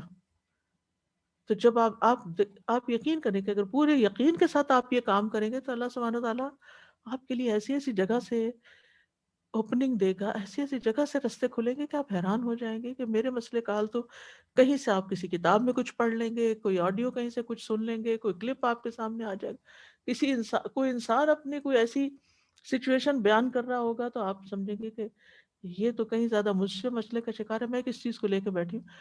یعنی اللہ سبحانہ تعالیٰ کی طرف سے مدد وہاں سے آتی ہے جہاں سے آپ سوچ بھی نہیں سکتے۔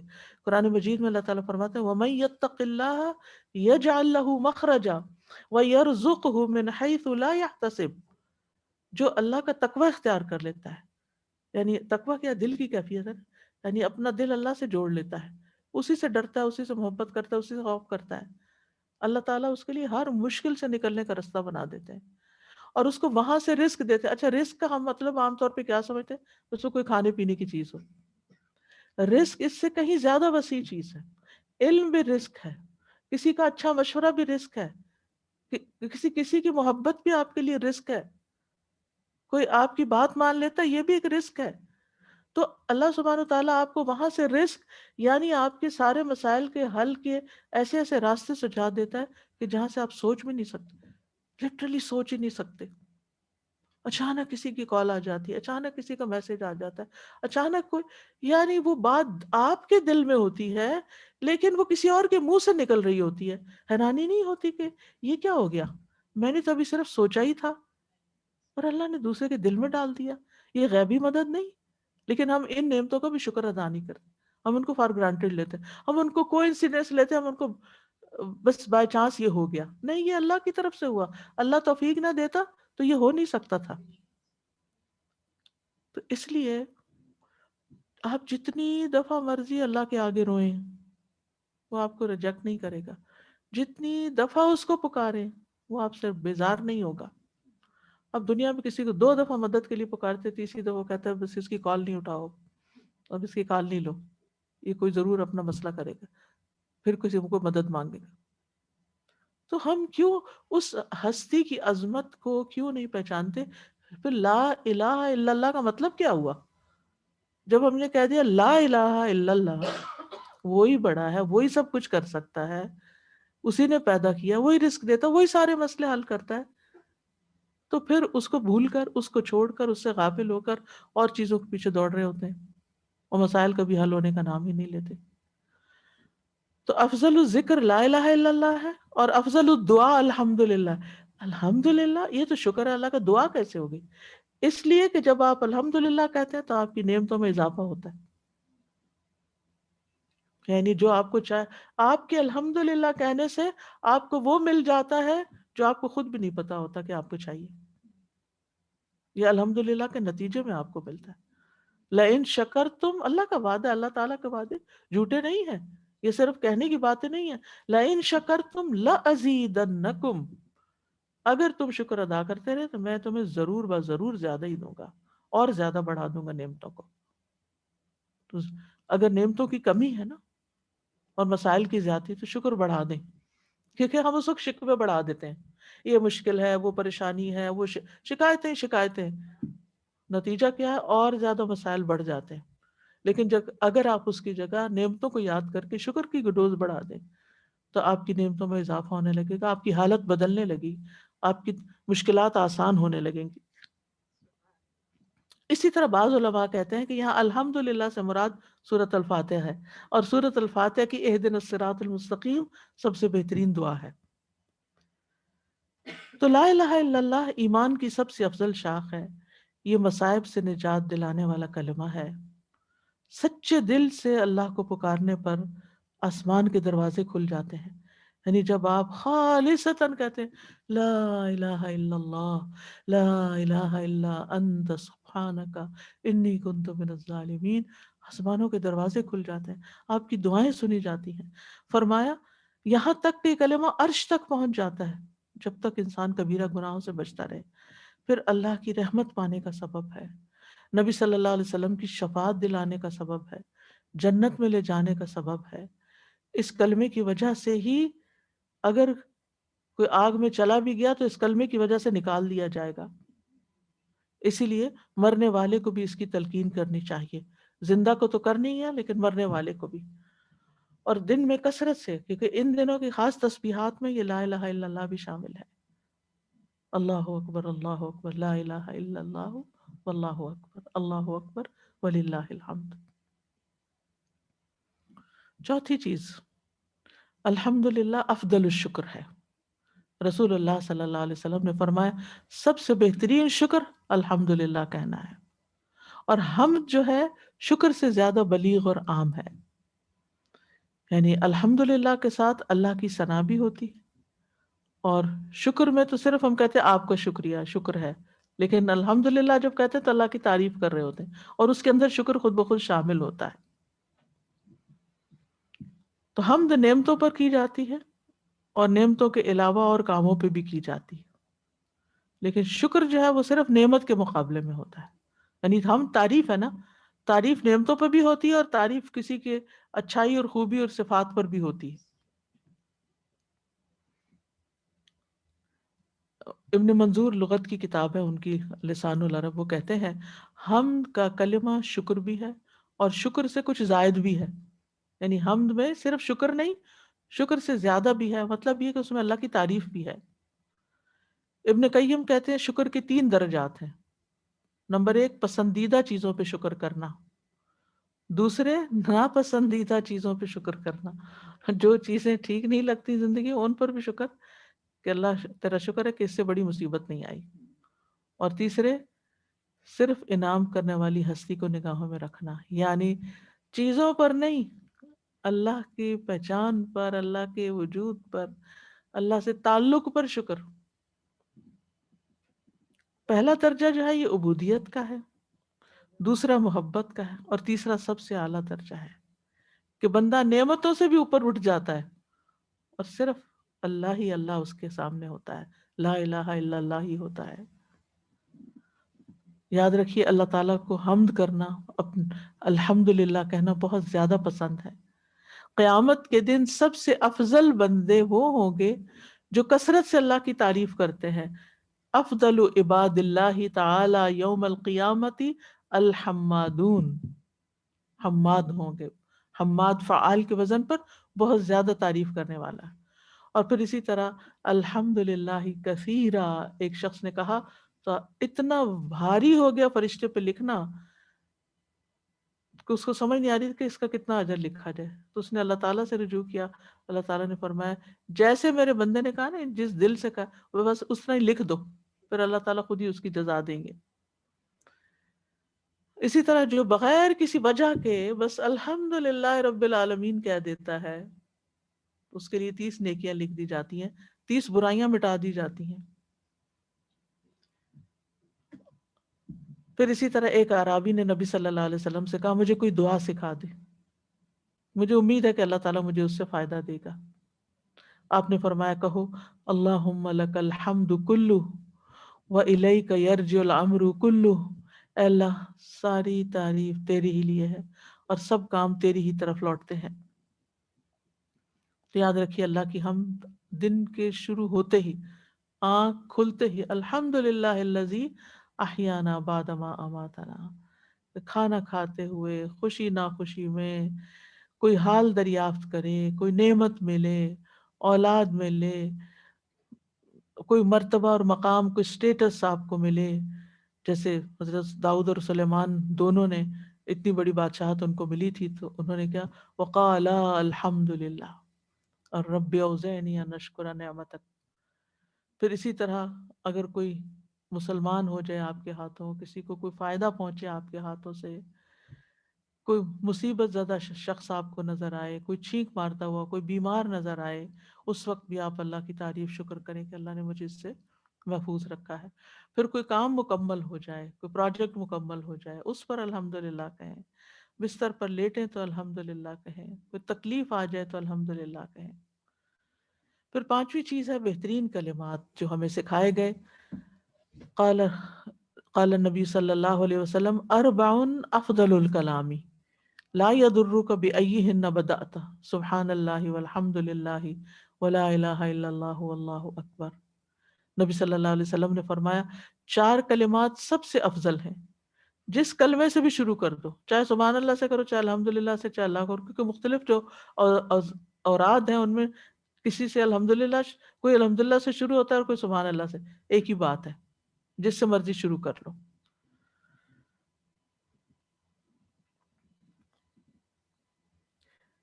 تو یہاں بھی اللہ کی تعریف بھی ہے اور اللہ کی بڑائی بھی بیان کی جاتی ہے۔ رسول اللہ صلی اللہ علیہ وسلم نے فرمایا یہ کلمات کہنا میرے نزدیک ہر اس چیز سے زیادہ محبوب ہے جس پہ سورج طلوع ہوتا ہے۔ یعنی دنیا کی جتنی بھی چیزیں ہیں ان سب سے پیاری یہ دعا ہے مجھے، یا یہ ذکر ہے میرے لیے جو بھی اس دنیا میں جس پہ بھی سورج طلوع ہوتا ہے، اور سورج صرف یہاں طلوع نہیں ہوتا، زمین پر اور جگہوں پر بھی طلوع ہوتا ہے۔ پھر یہ خیر کے کلمات ہیں، بندہ جب سبحان اللہ کہتا ہے تو اللہ تعالیٰ فرماتے ہیں اس نے سچ کہا۔ اسی طرح الحمدللہ، لا الہ الا اللہ، اللہ اکبر، اور پھر جب وہ کہتا ہے اللہم اغفر لی تو اللہ تعالیٰ اس کو بخش دیتے ہیں، اللہم ارحمنی کہتا ہے تو اللہ تعالیٰ اس پر رحم فرماتے ہیں، اللہم ارزقنی کہتے ہیں تو پھر اللہ تعالیٰ اس کو رزق عطا کرتے ہیں۔ پھر یہ ہے کہ یہ کلمات گناہوں کا کفارہ بھی بنتے ہیں، گناہوں کو جھاڑنے کا ذریعہ ہے، پھر ہر طرح کی محرومی سے بچاؤ کا ذریعہ ہے۔ رسول اللہ صلی اللہ علیہ وسلم نے فرمایا کچھ کلمات ہیں، بہت خوبصورت حدیث ہے، کچھ کلمات ہیں جن کو 100 مرتبہ پڑھنے والا کبھی محروم نہیں ہوتا۔ دن میں 100 دفعہ پڑھ لیں ان کو، بہت سی محرومیوں سے نجات ہوگی، ایک کنٹینٹمنٹ آپ کے اندر آ جائے گی، اطمینان قلب نصیب ہوگا، ایک سینس آف اچیومنٹ ہوگی کہ کچھ کیا ہے، ورنہ بعض اوقات بہت سی عبادت کر کے بھی انسان کو لگتا ہے کچھ کیا نہیں۔ تو یہ محرومی کا جو احساس ہے اس کو ختم کرتا ہے۔ زندگی میں انسان کو بہت سی چیزوں کی محرومیاں ہوتی ہیں، کسی نے اپنے ماں باپ کو نہیں دیکھا ہوتا، ایک خاتون ہے جن کی ماں بہت بچپن میں فوت ہو گئی تھی، انہوں نے شاید دیکھا نہیں تھا، وہ جب مجھے ملتی ہیں تو وہ یہ بات ضرور ذکر کرتی ہیں کہ میں نے اپنی ماں کو نہیں دیکھا ہوا۔ تو مجھے بہت احساس ہوتا ہے کہ ہم نے کبھی ماں جیسی نعمت کی قدر ہی نہیں کی، اور ان کو اتنا شدت سے اس محرومی کا احساس ہے کہ وہ ہر ملاقات میں اس محرومی کا احساس ذکر کرتی ہیں۔ تو اسی طرح کسی کی اولاد نہیں ہوتی، کسی کی شادی نہیں ہوتی، کسی کا کاروبار نہیں ہوتا، کسی کی کوئی اور میں کسی کو ایجوکیشن کا موقع نہیں ملا، کسی کے پاس جاب نہیں، تو یہ جو احساس محرومی ہوتا ہے نا، یہ کلنگ ہوتا ہے، جو نہیں ہے اللہ نے کسی حکمت سے نہیں دیا نا، تو اس پہ اطمینان اور تسلی اور سکون یہ بہت بڑی دولت ہے۔ تو یہ کلمات جو ہیں انسان کی اس طرح کی فیلنگ کو بھی ختم کرتے ہیں، احساس محرومی کو ختم کرتے ہیں۔ پھر اسی طرح بخل، خوف اور ڈر کا علاج بھی ہے۔ نبی صلی اللہ علیہ وسلم نے فرمایا جو اپنے مال کو خرچ کرنے سے بچائے، یعنی اسے ڈر ہو کہ مال ختم ہو جائے گا، یعنی زیادہ نہیں خرچ کر پاتا، دشمن سے مقابلہ کرنے سے ڈرے، بزدل ہے، رات سے خوف کھائے کہ وہ اس کو پریشان کرے گی، تو وہ اس قول کی کثرت کر دے، سبحان اللہ والحمد للہ ولا الہ الا اللہ واللہ اکبر، افضل ترین کلمات ہیں، جنت میں درخت لگانے کا ذریعہ ہے، آگ سے ڈھال بننے والے کلمات ہیں، عرش الہی کے گرد ان کلمات کی بھنبھناہٹ ہوتی ہے۔ نبی صلی اللہ علیہ وسلم نے فرمایا بے شک تم لوگ جو اللہ کی عظمت کا ذکر کرتے ہو، یعنی سبحان اللہ، لا الہ الا اللہ، الحمدللہ کے الفاظ کہتے ہو، وہ عرش یعنی ہم یہاں بولتے ہیں اور وہ عرش کے گرد چکر لگا رہے ہوتے ہیں، اور ان کلمات کی بھنبھناہٹ ہوتی ہے، یہ کلمات بولتے ہیں وہاں جیسے شہد کی مکھیوں کی بھنبھناہٹ ہوتی ہے، یہ کلمات اپنے ذکر کرنے والے کی اللہ کے ہاں یاد دلاتے ہیں۔ کیا تم میں سے کوئی یہ پسند نہیں کرتا کہ اس کے لیے کوئی ایسا ہو یا ہمیشہ ایسا ہو جو اس کی یاد دلاتا رہے وہاں، یعنی وہ اس کے ریپریزنٹیٹیو ہوں۔ پھر میزان میں یہ بڑے بھاری ہیں۔ نماز کے بعد ان تسبیحات کو 33 بار اور اللہ اکبر کو 34 بار پڑھنا چاہیے، یا پھر 100 پورا کرنے کے لیے 33 ٹائم ایچ یہ پڑھ کے لا الہ الا اللہ وحدہ لا شریک لہ لہ الملک و لہ الحمد وہو علی کل شیء قدیر ایک مرتبہ پڑھ لیا جائے۔ اور یہ ایسا عمل اگر کوئی روز کرتا ہے تو جنت میں جانے سے اس کو کوئی چیز نہیں روک سکتی، اور کوئی اس کے درجے کو بھی نہیں پہنچ سکتا جو یہ تسبیحات نہیں پڑھتا، یعنی سوائے اس کے کہ جو ایسی ہی تسبیحات پڑھنے والا ہو۔ پھر اسی طرح بستر پر آنے کے بعد بھی ان کلمات کو پڑھنا چاہیے۔ پھر اسی طرح دجال کے زمانے میں اہل ایمان کی خوراک ہوں گے یہ کلمات، یعنی اس وقت کھانے پینے کی کمی ہو جائے گی۔ تو نبی صلی اللہ علیہ وسلم سے حضرت عائشہ نے پوچھا پھر اس زمانے میں ایمان والوں کا کھانا کیا ہوگا، کہاں سے کھائیں گے؟ آپ نے فرمایا جو فرشتوں کا ہے، فرشتے بھی یہی کھاتے ہیں، یعنی تسبیح، تکبیر، تحمید اور تحلیل۔ تو عام دنوں میں بھی بھوک کا علاج، روزہ رکھا ہوا اگر بھوک لگ رہی ہے تو یہ تسبیح شروع کر دیں۔ چھٹی چیز جو بہترین کلام بتایا گیا وہ ہے سبحان اللہ و بحمدہ، صحیح مسلم کی روایت ہے، رسول اللہ صلی اللہ علیہ وسلم سے پوچھا گیا کون سا کلام افضل ہے؟ آپ نے فرمایا جو اللہ نے اپنے فرشتوں اور بندوں کے لیے چنا، سبحان اللہ و بحمدہ، یعنی تسبیح کے ساتھ اللہ کی حمد و ثنا۔ اس میں نفی بھی ہے اور اس بات بھی، یعنی تسبیح کا مطلب کیا ہے کہ ہر چیز کو، ہر عیب سے اللہ تعالیٰ کو پاک قرار دینا، ہر اس چیز سے جو اللہ کی شان کے لائق نہیں، یعنی صفات و نقص جو ہیں ان سے مبرہ قرار دینا۔ اور تحمید کیا ہے؟ کہ ان صفات کے ساتھ متصف کرنا جو اللہ سبحانہ وتعالیٰ کے شایان شان ہے، یعنی حمد و ثنا کرنا۔ سبحان اللہ و بحمدہ کا جو کلمہ ہے، صرف اتنا کلمہ، ایک تو ہے نا سبحان اللہ و بحمدہ، سبحان اللہ العظیم، وہ بھی کلمتان ثقیلتان فی المیزان خفیفتان علی اللسان حبیبتان الی الرحمن ہے، لیکن خالی سبحان اللہ و بحمدہ صرف اتنا کہنا بھی جو ہے، یہ بھی بہت بڑا ذکر ہے اور بہت پسندیدہ ہے۔ حاملین عرش کی یہ تسبیح ہے، والملائکۃ یسبحون بحمد ربہم ویستغفرون لمن فی الارض۔ پھر اسی طرح ایمان والوں کی یہ علامت ہے، اذا ذکروا بها انما یؤمن بآیاتنا الذین اذا ذکروا بها خروا سجدا وسبحوا بحمد ربہم وہم لا یستکبرون۔ ہماری آیات پر تو وہی لوگ ایمان لاتے ہیں کہ جب انہیں ان کے ساتھ نصیحت کی جاتی ہے تو وہ سجدہ کرتے ہوئے گر پڑتے ہیں، وہ اپنے رب کے حمد کے ساتھ تسبیح کرتے ہیں اور تکبر نہیں کرتے۔ نبی صلی اللہ علیہ وسلم کثرت سے یہ کلمات پڑھتے تھے۔ یہ تمام مخلوق کی رزق کی کنجی ہے، بے مثل عمل ہے۔ جو دن میں 100 بار یہ پڑھتا ہے تو اس کے گناہ مٹ جاتے ہیں، خاص سمندر کی جھاگ کے برابر ہی کیوں نہ ہو۔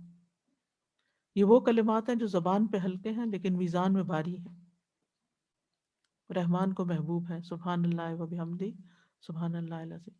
تسبیح جو ہے یہ سینے کی گھٹن کا علاج ہے، غم کا علاج ہے، دل کی تنگی کا علاج ہے، پریشانی، ڈر اور خوف کا علاج ہے۔ کتنے ہی لوگ ایسی بیماریوں کا شکار ہیں، انجانے خوف ہوتے ہیں، ان کو فوبیاز ہوتے ہیں، ان کو یہ تسبیح پڑھنے کے لیے دیں۔ 7ویں چیز ہے دعا۔ دعا بھی ذکر کی ایک قسم ہے اور بہترین عبادت ہے۔ نبی صلی اللہ علیہ وسلم نے فرمایا افضل العبادت هو الدعاء، دعا کرنا افضل عبادت ہے۔ نبی صلی اللہ علیہ وسلم نے فرمایا دعا عبادت ہے، تمہارے رب کا فرمان ہے تم مجھ سے دعا کرو میں تمہاری دعا قبول کروں گا۔ وقال ربکم ادعونی استجب لکم۔ دعا کیا چیز ہے؟ اللہ کو گڑ گڑا کے پکارنا، غافل دل سے نہیں، رو کے۔ بعض اوقات نبی صلی اللہ علیہ وسلم نے اس طرح دعا مانگی کہ ان کے ہاتھ یہاں نہیں تھے، یوں تھے، یوں۔ کبھی آپ نے ایسا مانگا؟ ہمیں تو پتہ بھی نہیں ہے، یعنی جب آپ سمجھے کہ، یعنی میں نہیں کہتی کہ نمازوں کے بعد اس طرح کریں یا کچھ، لیکن کسی وقت انسان کا دل خفا ہوتا ہے، کوئی شدید حاجت ہوتی ہے، کوئی ضرورت ہوتی ہے، تو آپ اپنے ہاتھ جتنے اٹھا سکتے ہیں اٹھائیں۔ یعنی نبی صلی اللہ علیہ وسلم نے ایک موقع پر اس طرح اٹھایا کہ ان کے بغلوں کی سفیدی نظر آ رہی تھی، یعنی اپنے سینے سے بھی، سر سے بھی خوب اوپر اللہ کو پکارے۔ اور آپ نے دیکھا ہوگا حج کے موقع پر کئی لوگ بہت اونچے ہاتھ کر کے پکار رہے ہوتے ہیں، طواف کے بعد جب کھڑے ہوتے ہیں، اس کے وقوف عرفہ، وقوف کے بعد، وقوف کے وقت بھی، اور یعنی کہ حرم پاک میں بھی جب دعائیں کر رہے ہوتے ہیں تو خوب ہاتھ اٹھائے ہوئے ہوتے ہیں، کیونکہ اللہ سبحانہ وتعالیٰ ہاتھوں کو خالی نہیں لوٹاتا، اور پورے یقین سے دعا کیا کریں تو وہ ضرور سنتا۔ وقال ربکم ادعونی استجب لکم، اللہ تعالیٰ فرماتے کرو دعا، میں جواب دوں گا، قبول کروں گا۔ یہ شیطان ہے جو ہمارے دل میں وسوسہ ڈالتا ہے کہ تم بڑے گنہگار ہو، تمہاری دعا نہیں سنی جائے گی۔ ایسا نہیں ہے، اللہ تعالیٰ سب کی سنتا ہے، سب اللہ کے بندے ہیں۔ تو اس میں انسان اپنی حاجتیں بھی اللہ سے مانگے، جو جو چاہیے وہ مانگے، رزق مانگے، صحت مانگے، اولاد مانگے، جو چاہیے مانگے، کیونکہ یہ سب عبادت شمار ہوگا۔ یعنی دعا قبول ہوگی کچھ ملے گا، نہیں بھی دنیا میں قبول ہے تو عبادت شمار ہوگی، قیامت کے دن کئی گنا زیادہ ملے گا، تو بہترین عبادت ہے۔ پھر اسی طرح کی جو بھی مکروہات ہیں زندگی میں، ناپسندیدہ چیزیں ہیں، اپنے آپ سے تنگ ہیں، اپنے نفس کے شر سے پریشان ہیں، ہر چیز، ہر مکروہ سے بچنے کے لیے اللہ سے دعا کریں، کیونکہ وہی بچانے والا ہے۔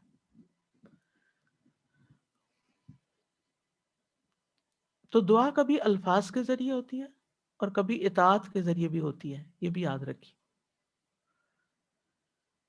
ابن رجب فتح الباری میں کہتے ہیں، جان لیں، ابن حجر فتح الباری میں کہتے ہیں، جان لیں کہ لغت میں دعا کا اصل معنی ہے طلب کرنا اور مانگنا۔ یہ اس چیز کو مانگنا ہے جس کو دعا کرنے والا طلب کرتا ہے اور جس کے حاصل ہونے کو ترجیح دیتا ہے۔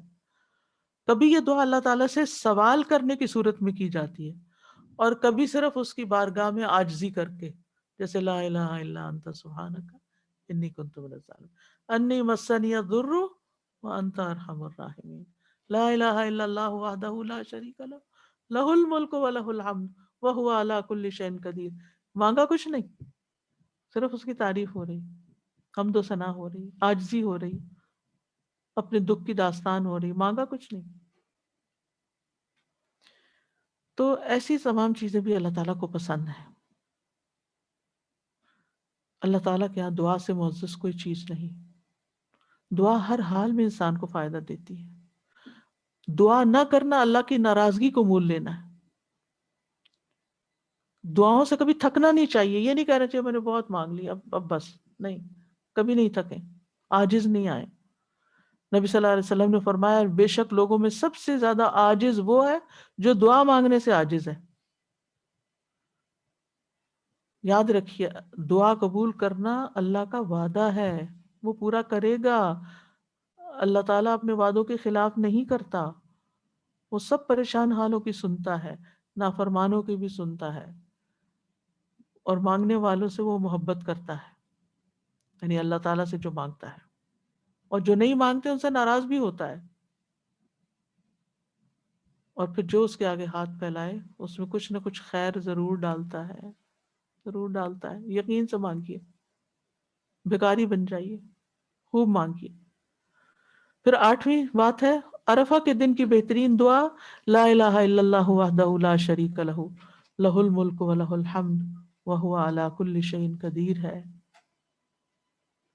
اس میں اللہ تعالیٰ کی توحید بھی بیان ہے، شرک کی نفی بھی ہے، اس کی بادشاہت کا اس بات بھی ہے، اور اس کی قدرت کا اس بات بھی ہے کہ وہ ہر چیز پہ قادر ہے۔ یاد رکھیے عرفہ کے دن کی دعائیں قبول ہوتی ہیں، تو اس میں آپ کیا کریں، دعائیں بھی مانگیں اور ساتھ ساتھ پڑھیں لا الہ الا اللہ وحدہ لا شریک، پھر کچھ دعائیں مانگیں، پھر بیچ میں ایک دفعہ لا الہ الا اللہ وحدہ لا شریک، یہ ساری، یعنی اس دن کثرت سے ذکر کرنا اور دعا مانگنا سب سے بہترین عبادت ہے روزے کے ساتھ۔ چاہے کوئی حاجی ہو یا غیر حاجی ہو، سبھی مانگ سکتے ہیں اللہ تعالیٰ سے، کیونکہ وہ ایک خاص دن ہے، دن سال کا جس میں سب سے زیادہ لوگوں کی نجات ہوتی ہے۔ 9ویں چیز ہے عافیت کی دعا بہترین دعا ہے۔ ابو ہریرہ رضی اللہ عنہ کہتے ہیں کہ رسول اللہ صلی اللہ علیہ وسلم نے فرمایا بندہ اس دعا سے بہتر کوئی دعا نہیں مانگتا، اس دعا سے بہتر کوئی دعا نہیں مانگتا، وہ کیا ہے، اللہم انی اسألک المعافات فی الدنیا والآخرہ۔ یہ دعا بک سٹور میں تھی، یہاں سب کو بانٹی بھی ایک موقع پر گئی تھی۔ بہترین دعا ہے اور تمام دعاؤں میں سے افضل دعا ہے، کیونکہ جب انسان کو عافیت حاصل ہوتی ہے اس کے دین میں، ایمان میں، جان میں، اولاد میں، گھر میں، مال میں، تو انسان کے لیے سکون ہی سکون۔ تو عافیتیں مانگتے رہیں، آپ صرف رزق نہیں مانگے، کیونکہ رزق آ گیا اور بیماری آ گئی ساتھ تو کیا ہوگا۔ صرف گھر نہیں مانگے، گھر مل گیا اور رہنا نصیب نہ ہو تو پھر کیا ہوگا۔ صرف گاڑی نہیں مانگے، گاڑی مل گئی اور چلانا کے قابل نہیں تو پھر کیا ہوگا۔ عافیت مانگے ساتھ، کیونکہ عافیت ہوگی تو ان نعمتوں سے فائدہ اٹھا سکتے ہیں۔ آپ دیکھیے اس وقت اگر آپ دنیا کے حالات، تھوڑی بہت نیوز تو ہر ایک کے کانوں میں پڑتی ہیں، چاہے ڈائریکٹ آپ سنتے ہیں یا کوئی انڈائریکٹ آپ کو سنا دیتا ہے، یعنی جو اس وقت مختلف ملکوں کی حالت ہو رہی ہے، کہیں پر ٹورنیڈوز ہیں، کہیں پر فائر ہے، کہیں پر لوٹنگ ہے، کہیں پر کوئی اور مصیبت ہے، بیماری ہے، پریشانی ہے، قحط سالی ہے، کتنا شکر ادا کریں کہ اللہ نے آپ کو ہر نعمت میں رکھا ہوا ہے، کتنا شکر ادا کریں، اور عافیت مانگتے رہے کہ اللہ ہمارے گناہوں کی وجہ سے ہمیں نہ پکڑنا۔ چند میل دور جا کے لوگوں کے ٹورنیڈو نے گھر اڑا دیے، وہ اس سے پہلے بھی کہیں ہو سکتا تھا، وہ کہیں بھی ہو سکتا تھا۔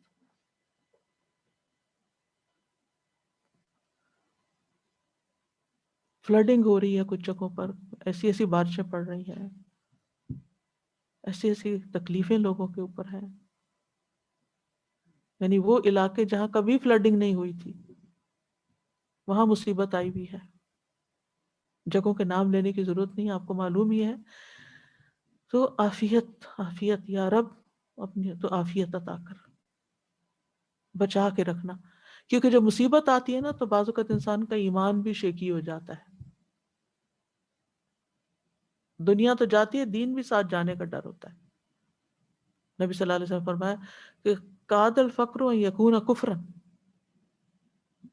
یعنی ہو سکتا ہے کہ فقر جو ہے وہ کفر کا باعث بن جائے، لوگ اپنا دین تبدیل کر لیتے ہیں، بعض اوقات شرک میں جا پڑتے ہیں۔ تو صبح شام اللہ سے عافیت مانگنی چاہیے، وہ جو دعا ہے نا اللہم انی اسألک العافیۃ فی الدنیا والآخرہ۔ پھر اسی طرح بہترین سورت جو ہے وہ سورت الفاتحہ ہے۔ تورات، زبور اور انجیل میں اس جیسی کوئی سورت نہیں، یہ لازمی شفا دینے والی سورت ہے۔ جب کوئی بیماری ہو خود ہی پہ پڑھ پڑھ کے پھونکتے رہیں۔ پھر بہترین تعوذ معوذات ہیں، نظر بد سے بچنے کے لیے ان صورتوں کا دم کریں۔ کچھ لوگوں کو نظر بہت جلدی لگتی ہے۔ حدیث میں آتا ہے رسول اللہ صلی اللہ علیہ وسلم جنوں اور انسانوں کی نظر بد سے پناہ مانگتے تھے، یہاں تک کہ قل اعوذ برب الفلق اور قل اعوذ برب الناس نازل ہو گئی۔ جب یہ نازل ہوئی تو آپ نے انہیں پڑھنا شروع کر دیا اور باقی چیزیں چھوڑ دی۔ اتنی جامع صورتیں ہیں یہ، صبح و شام اور ہر نماز کے بعد۔ پہلے بھی میں نے ذکر کیا تھا، اپنی روٹین بنا لیجئے، ہر فرض نماز کے بعد ان صورتوں کو پڑھ کے اور پھر اپنا حصار کریں تاکہ شیطان کے حملوں سے اور بیماریوں اور تکلیفوں سے محفوظ رہیں۔ معاذ بن عبداللہ بن خبیب اپنے والد سے روایت کرتے ہیں کہ ہم ایک بارش والی سخت اندھیری رات میں نکلے کہ ہم رسول اللہ صلی اللہ علیہ وسلم کو ڈھونڈ رہے تھے کہ وہ ہمیں نماز پڑھا دیں، تو ہم نے آپ کو پا لیا۔ آپ نے فرمایا کچھ کہو، میں کچھ نہ بولا۔ آپ نے پھر فرمایا کچھ کہو، میں پھر نہ بولا۔ آپ نے فرمایا کچھ تو بولو، میں پھر نہ بولا۔ تو آپ نے فرمایا، تو پھر آپ نے فرمایا کہو۔ تو میں نے عرض کیا اے اللہ کے رسول میں کیا کہوں، کیا کہوں؟ تو آپ نے فرمایا قل هو اللہ احد والمعوذتین حین تمسی وحین تصبح، صبح و شام 3 دفعہ یہ پڑھو، 3 مرات تکفیک من کل شیء، ہر چیز کے لیے کافی ہو جائیں گے۔ تو صبح شام کی دعاؤں میں بھی ان کلمات کو ضرور پڑھیں۔ اللہ تعالی ہمیں عمل کی توفیق عطا فرمائے۔ اللہ کا شکر ہے الحمدللہ رب العالمین کے آج کا موضوع مکمل ہوا۔ اللہ سبحانہ وتعالی ہمیں واقعی ذاکرین اللہ کثیرا والذاکرات میں شمار کر دے، اور ہمیں اٹھتے بیٹھتے چلتے پھرتے اپنا ذکر کرنے کی توفیق دے، نہ صرف یہ کہ ان دنوں میں بلکہ زندگی کے ہر دن میں حتیٰ کہ موت تک۔ وآخر دعوانا ان الحمدللہ رب العالمین۔ سبحانک اللہم وبحمدک اشہد ان لا الہ الا انت استغفرک واتوب الیک۔ السلام علیکم ورحمۃ اللہ وبرکاتہ۔ اگر آپ کو کچھ کہنا ہے تو آپ کہہ سکتے ہیں۔ آپ جی جو مائک لیجیے۔ معوذات کا بتا رہے تھے تو مجھے یاد ہے کہ ہم بیٹھے ہوئے ذکر کر رہے تھے بچوں کے ساتھ، تو اکثر ہوتا ہے نا وہ بالکل غافل سے ہو کے بس پڑھ رہے ہوتے ہیں روٹین میں، تو میں نے کہا امیجن کرو کہ ہم کہیں باہر ہیں اور ڈارکنیس میں تم اس وقت اکیلے کھڑے ہوئے ہو اور کوئی بھی چیز آ سکتی ہے اینڈ یو ہیو نو کلو، اور ہو رہی ہے لائٹنگ یا ہو رہی ہے اس طرح کی کوئی تھنڈر، تو پھر ایسے خود بخود ایک شعور سا آ گیا۔ میں نے کہا غاسق اذا وقب کوئی ایسی چیز نہیں ہے، یعنی امیجن دا ڈینجر جس میں ہم ہیں، ٹرائی ٹو بالکل امیجن۔ تو ایک تو یہ چیز تھی، کل جب آپ شیئر کر رہے تھے نا استاذہ صدقات اور نفقات کی ساری چیز، تو یہ ہو رہا تھا کہ ایسے کیسے ہوتا ہے کہ ہم غافل ہو جاتے ہیں، انٹینشن ویسی نہیں رہتی، مائنڈ فلنس ویسی نہیں رہتی، اور مجھے لگ رہا ہے سبحان اللہ آج اس کا کمپلیٹ جواب ہے کہ اگر ذکر الہی ہے، اگر کانشیس کنیکشن ہے آلویز، دین کیسے نہیں ہوگا، انشاءاللہ یاد رہے گا ہی رہے گا. اللہ تعالیٰ واقعی ہمیں ذکر کرنے کی توفیق. جزاکم اللہ خیرن کثیرہ. ذکر کے اوپر اتنی آپ نے مفصل ماشاءاللہ گفتگو کی، تو میں سوچ رہی تھی کہ اللہ سبحانہ و تعالیٰ کا جو ذکر کرنے والے ہوتے ہیں ہم ان کو بڑا انڈرمائن کرتے ہیں. ہم بہت بڑے بڑے کام کرنے والوں کو زیادہ اپریشیٹ کرتے ہیں، اور جو اگر تسبیح لے کے ذکر کر رہے ہوتے ہیں ہم ان کے بارے میں بڑے ججمنٹل ہو جاتے ہیں اکثر کہ یہ تو کوئی اور کام کرتے ہی نہیں، بس ہر وقت ذکر ہی کرتے رہتے ہیں. اور دوسرا میں یہ سوچ رہی تھی کہ بعض دفعہ ایسا ہوتا ہے کہ ہم لوگوں کو کسی مقصد یا کسی کام کے تحت یاد کرتے ہیں، لیکن بعض دفعہ ہم انہیں ویسے ہی یاد کرتے ہیں، ویسے ہی ہم ان کی تعریف کرتے ہیں.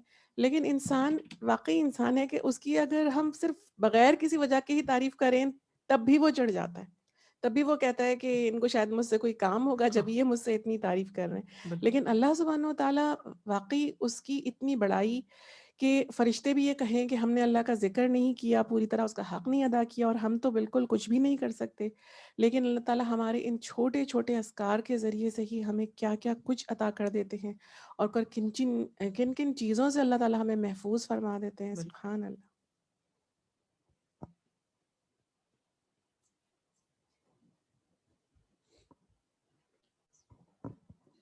میرے گھر میں کچھ وہ پینٹ وغیرہ کا کام ہو رہا تھا، تو وہ بندہ آیا ہوا تھا، تو اب مجھے ہو رہا کہ اچھا یہ بھی کروا لوں وہ بھی کروا لوں. کچھ چیزیں تو ضروری ہیں اور کچھ یہ ہے کہ بس اچھا خوبصورتی. اتنے میں وہ ٹورنیڈو آیا اور اس کی تصویریں نظر آئیں. اس میں میں نے یہ دیکھا کہ تباہی تو ہوئی ہے، لیکن سارے گھر تھوڑے تھوڑے، ایک گھر بالکل. اور میں سوچی تھی کہ ہم کتنا اپنے گھروں کا وہ کرتے ہیں، اور مجھے فوراً خیال ہے، میں نے کہا یہ گھر تو ہمارا بھی ہو سکتا تھا. لائک جیسے وہ پن پوائنٹ ہوا تھا گھر، کہ وہ ایک بالکل تباہ ہوا تھا.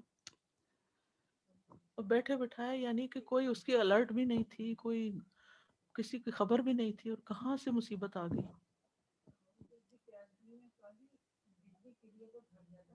جی پوری فیملی وہ جو ہے وہ آگ لگ گئی.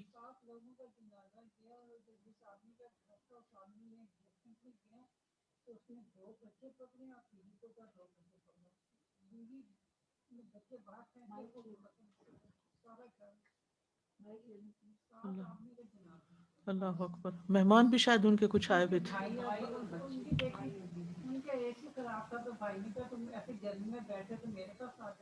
اوہو.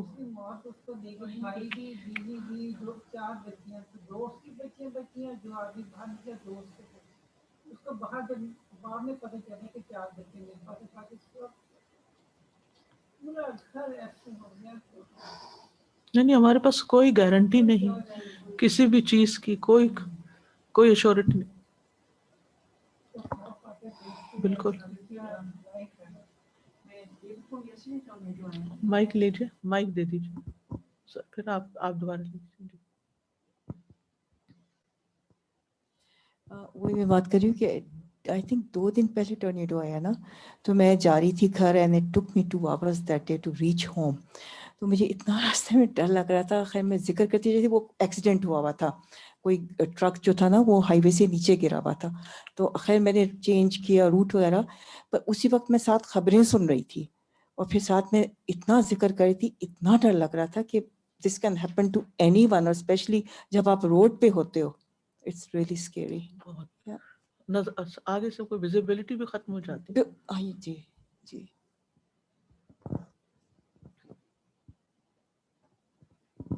السلام علیکم.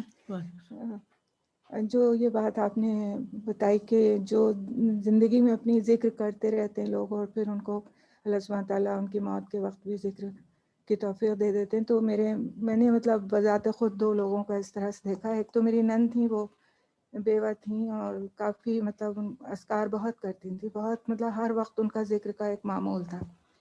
اور اچانک بس وہ صبح ان کی طبیعت خراب ہوئی، ہاسپٹلائز ہوئی اور شام کو کوما میں چلی. تو مجھے ان کی بات پتہ تھی کہ وہ بہت ذکر کرتی، اور اکثر لوگ سب جاتے تھے ان کو دیکھتے تھے، لیکن میں جب جاتی تھی تو میں بس دیکھا کرتی تھی کہ ان کا ہاتھ جو تھا بالکل جیسے ذکر کرنے میں انگلیوں پہ ایسے ایسے وہ کرتی تھی. وہ پوری کوئی ان میں جان نہیں تھی. ڈاکٹرز نے جواب دے دیا تھا اور بالکل اچانک کی صورتحال پیش آئی، لیکن بس انگوٹھے سے انگلیوں پہ ایسے ایسے چلتا رہتا تھا. پتہ نہیں کیا وہ اندر ان کے کس طرح وہ ذکر کر رہی تھی. तो वो जिक्र उनका मामूल था। और एक मैंने अपनी अम्मी को देखा कि उनका भी था कि तकरीबन 6 साल वो बिल्कुल बिस्तर पे रहीं, लेकिन जिक्र से तस्बीह बस छुट्टी नहीं थी हाथ से किसी भी वक्त। जो यानी कि हम लोग अगर बात करते थे तो यानी वो जितनी देर हमारी बात सुनती थी उतनी देर भी वो जिक्र करती होती थी, और फिर हमारी बात का जवाब दिया, और फिर उसके बाद फिर वो उसी में। और जिस वक्त इंतकाल हुआ तो तस्बीह हाथ में ऐसे थी कि एक दाने पे रुकी हुई एक हाथ था और दूसरा जैसे खिसकाना चाह रही हूँ, इस तरह से।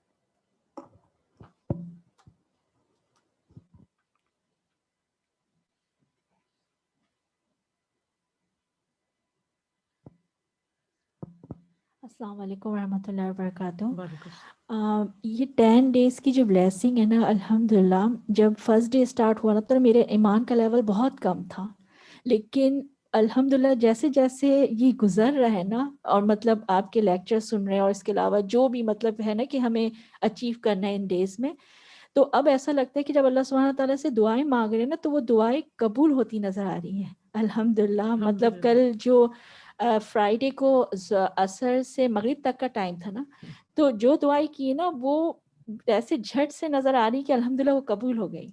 आज आपकी क्लास में आने के लिए मैं मतलब वर्किंग वुमेन हूँ ना, तो मुझे आना था आपकी क्लास में, लेकिन अभी आने से पहले कोई मैंने प्लान नहीं किया था। मुझे अपने बच्चों को वॉलंटियर करवाने के लिए मैं ऐसी लोकेशन पे आई कि मेरी ख्वाहिश थी कि मैं आपकी क्लास में आऊँ, और अल्लाह सुब्हान ताला ने मुझे पहुंचा दिया।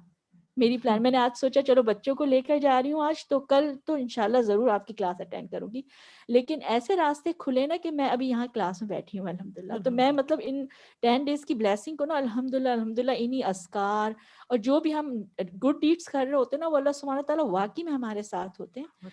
और जिक्र से आजिज़ी बहुत आती है, जैसे जो अभी आपने जिक्र किया ना कि मतलब बिल्कुल फ़कीर बन जाओ अल्लाह सुब्हान ताला के सामने, तो वो नज़र आता है। जब हम फ़कीर बनते हैं ना तो अल्लाह सुब्हान ताला हमें ज़रूर देते हैं। बिल्कुल।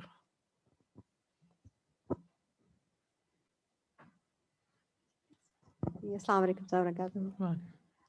मैं सिर्फ पूछना चाह रही थी कि जो मौज़तैन आपने बताए हैं तो वो उनका हिसार आपने कहा करने के लिए, तो तरीका बताएंगे सुन्नत का एक दफ़ा प्लीज़?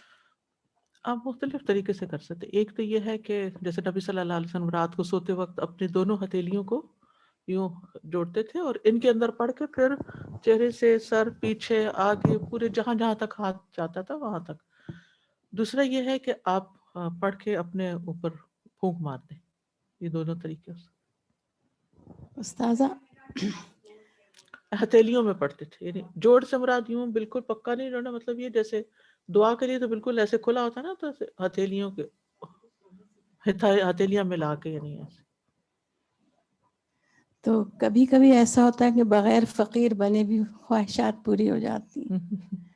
एक दफ़ा ऐसा हुआ, ये सच्चा वाक़या है, एक बहुत मुअज़्ज़िज़ और ख़ूबसूरत शख्सियत हैं, उनसे मोहब्बत है, याद करती थी लेकिन उनकी मुअज़्ज़ज़ियत जो है आड़े आती थी करीब आने से, तो बहुत याद दिल में आती थी, हिम्मत नहीं हुई। क्या हुआ, अचानक दिल में तड़प थी, होंठों पे कुछ नहीं था, फ़कीर भी नहीं बनी हुई थी, लेकिन क्या हुआ कि फ़ोन की घंटी बजी तो वही थी।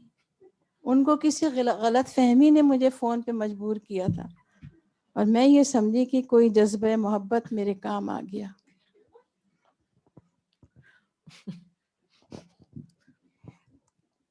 अस्सलाम वालेकुम उस्ताज़ा जी, 2-3 चीज़ें कि पहले जो थे ना 10 दिन अल्लाह की बहुत मुझ पे रहमत है, अनायत है, मैं रोज़े आसानी से रख सकती हूँ, रोज़े भी रखती थी, इबादत भी चलते फिरते, लेकिन इस दफ़ा जितना मज़ा आया है अल्लाह गवाह है कभी नहीं आया, बहुत मज़ा आया। और इबादत जो है शऊर के साथ हो रही है। और जैसे टोर्नेडो का कह रहे जिक्र कर रहे, उस दिन मैं और अली किसी और इन 10 दिन में मैंने अली से कहा बेटा कुछ दूर दूर के मेरे फ्रेंड्स हैं जिनसे मिले नहीं, तो वो मुझे लेके गया हुआ था। आते हुए इतना उसने इतनी तेज गाड़ी चलाई और हम दुआ करते करते घर पहुंच गए। और फिर किसी ने मुझे क्लिप शालामार से भेजा, तो मैंने नीचे लिखा शुक्र करो कि हम कितने अच्छे हैं, शुक्र करें हम। Alhamdulillah. Okay, jazakumullahu khairan. Subhanak Allahumma wa bihamdika ashhadu an la ilaha illa anta astaghfiruka wa atubu ilaik. Assalamu alaikum wa rahmatullahi wa barakatuh. Allahu Akbar, Allahu Akbar, Allahu Akbar. La ilaha illallah. Allahu Akbar, Allahu Akbar. Walillahil hamd. Allahu Akbar, Allahu Akbar, Allahu Akbar. La ilaha illallah. Allahu Akbar, Allahu Akbar. Walillahil hamd.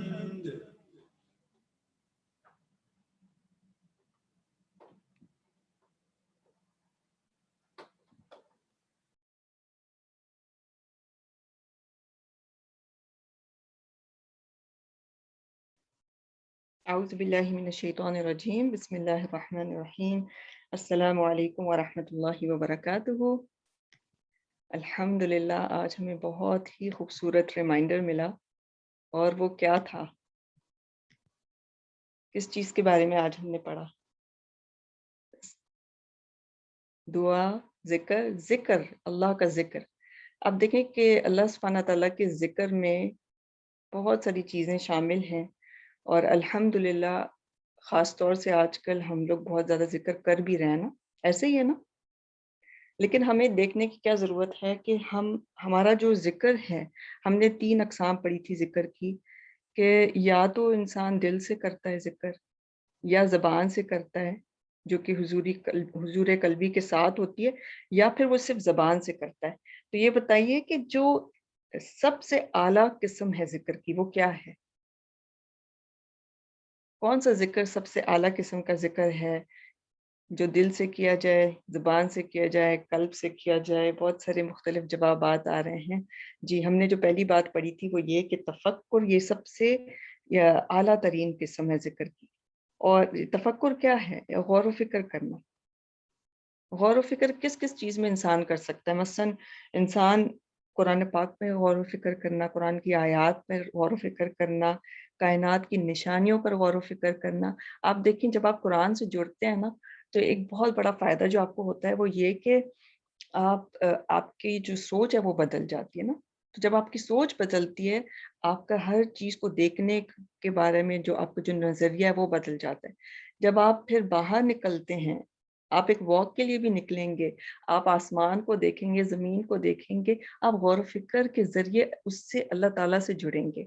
آپ کی زندگی میں کوئی بھی چیز پیش آئے گی، ایک تو ہے نا کہ قرآن کی آیات ہیں، پھر کائنات میں جو نشانیاں بکھری ہوئی ہیں، آپ کی اپنی ذات میں بہت ساری نشانیاں ہیں، آپ ان پر بھی غور و فکر کرتے ہیں. مثلا اللہ سبحانہ تعالیٰ نے مجھے جو بھی نعمتیں دی ہیں، اللہ تعالیٰ نے مجھے آنکھ دیا ہے، وہ کس لیے دیا ہے؟ میں اس سے کیا کام لے رہی ہوں؟ مجھے کان دیے، میں سن سکتی ہوں، الحمدللہ. آپ دیکھیں کہ جیسے جیسے آپ کو نعمت کا احساس ہوتا جاتا ہے، ویسے ویسے آپ الحمدللہ بھی کہتے ہیں، اور آپ کی نظر بدل جاتی.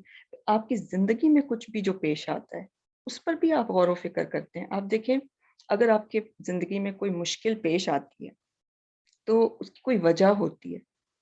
اللہ تعالیٰ نے آپ کو اس امتحان میں کسی وجہ سے ڈالا ہوتا ہے. اللہ تعالیٰ چاہتے ہیں کہ آپ کا درجہ بلند ہو، تو اس وقت بھی آپ غور و فکر کے نتیجے میں آپ اس تک پہنچ سکتے ہیں کہ اللہ تعالیٰ اس مشکل میں ڈال کر مجھے کیا سکھانا چاہتے ہیں. اس وقت کیا انسان غور کرے کہ اس میں میرے لیے سیکھنے کا سبق کیا ہے، میں اس وقت کیا حاصل کر سکتی ہوں. تو اس کے نتیجے میں جب آپ کو یہ احساس ہوتا ہے نا کہ آپ کو کھونے کا احساس نہیں ہوتا، آپ کو پانے کا احساس ہو جاتا ہے. آپ کو یہ نہیں لگتا کہ یہ کوئی چیز ہے جو مجھ سے چلی گئی ہے، آپ کو لگتا ہے کہ اس کے بدلے مجھے کیا کچھ مل رہا ہے. اور سب سے زیادہ آپ دیکھیں گے کہ جب آپ کے اوپر کوئی مشکل آتی ہے، آپ کے ذکر کتنا زیادہ آپ کرنے لگتے ہیں، آپ کی کثرت ہو جاتی ہے ذکر میں. اور ذکر کے آج ہم نے بہت سارے فوائد بھی پڑھے تھے. بتائیں گے کچھ کہ ذکر کے کیا فوائد ہیں؟ ایک تو ہم نے پڑھا نا کہ یہ سونا چاندی خرچ کرنے سے بھی بہتر ہے. کیا ذکر کر کے آپ کو ایسا فیل ہوتا ہے کہ آپ کا جو دل ہے وہ اطمینان سے بھر گیا؟ خوف سے نجات ہے، دل کا اطمینان ہے، بارک اللہ فیکم، سکون ملتا ہے. یاد رہتا ہے آپ کو جب کبھی ایسا فیل ہو نا، کبھی کچھ لوگ ہوتے ہیں وہ پریشان حال ہو کر کے آپ کے پاس آتے ہیں اور پوچھتے ہیں کہ میں کیا کروں، مجھے بہت پریشانی ہے. اس وقت آپ ان کو کیا کہہ سکتے ہیں کہ آپ ذکر کریں. آپ ان کو ایک چھوٹا سا ذکر دے دیں. آپ ان کو الحمدللہ کہہ دیں کہ آپ الحمدللہ کہیں کثرت سے. آپ ذکر کریں، آپ کے دل کو اطمینان پہنچے گا. یہ اجر عظیم کا ذریعہ صدقہ ہے. کئی بار ہم سے سوال کیا جاتا ہے نا کہ آج کوئی صدقہ کیا، تو ہمیں خیال ہی نہیں رہتا. ہم نے ذکر کیا بھی ہوتا ہے تو ہم کو یہ نہیں خیال رہتا کہ وہ بھی ایک صدقہ ہے. کیا الحمدللہ صدقہ ہے، اللہ اکبر صدقہ ہے. تو جب آپ کے پاس اور کچھ نہ ہو یا کوئی آپ کو ریمائنڈر دے کہ صدقہ کیا آپ نے یا نہیں کیا، تو اس وقت ذکر کی کثرت کر دیں. پھر اس کے ذریعے سے ہمارا تزکیہ بھی ہوتا ہے، کیونکہ آپ دیکھیں کہ ہم انسان ہونے کے ناطے ہم بہت کمزور ہیں. ہمارے اندر بہت ساری کمزوریاں ہیں. ہم نیکی بھی کرتے ہیں نا، اس میں بھی ہم کوئی نہ کوئی کمی کوتاہی کر جاتے ہیں. تو اس وقت اگر ہم ذکر کرتے رہتے ہیں تو ہمارا ساتھ ساتھ تزکیہ بھی ہوتا جاتا ہے، درجات بھی بلند ہوتے ہیں. پھر کئی بار ایسا فیل ہوتا ہے نا کہ مثلا آپ ویک فیل کرتے ہیں، آپ کو لگتا ہے کہ آپ کے اندر ہمت نہیں ہے، طاقت نہیں ہے، تو ذکر شروع کر دیں. بدن کو قوت ملتی ہے اس کے ذریعے زندگی ملتی ہے. پھر ہم نے دعا کی بہت ساری اقسام بھی پڑھی تھی کہ اس کی بہت ساری اقسام بھی ہیں. اب دیکھیں کہ تمام مخلوق اللہ تعالیٰ کا ذکر کر رہی ہے. تو جب آپ اللہ کی مخلوق کو دیکھیں تو آپ کو ایک ریمائنڈر مل جانا چاہیے کہ مجھے بھی اللہ کا ذکر کرنا ہے. جو ذکر نہیں کرتا وہ کون ہوتا ہے؟ ایک مومن جو ہوتا ہے وہ ہر حال میں اللہ تعالیٰ کا ذکر کرتا ہے، اللہ تعالیٰ کو یاد کرتا ہے. لیکن منافق بہت تھوڑا یاد کرتا ہے. اپنی نمازوں کا جائزہ لیں ہم سب کہ ہماری نمازیں کیسی ہیں. ہماری نمازوں میں اللہ تعالیٰ کی کتنی یاد ہے. آپ دیکھیں منافقین جو تھے وہ بھی نماز پڑھتے تھے، لیکن ان کی نمازوں میں اللہ کی یاد بہت کم تھی. کیوں؟ کیونکہ دل غافل تھا. تو اصل چیز جس پر ہمیں ورک کرنی ہے نا ذکر کے وقت، کہ ہمارا دل انوالو ہو.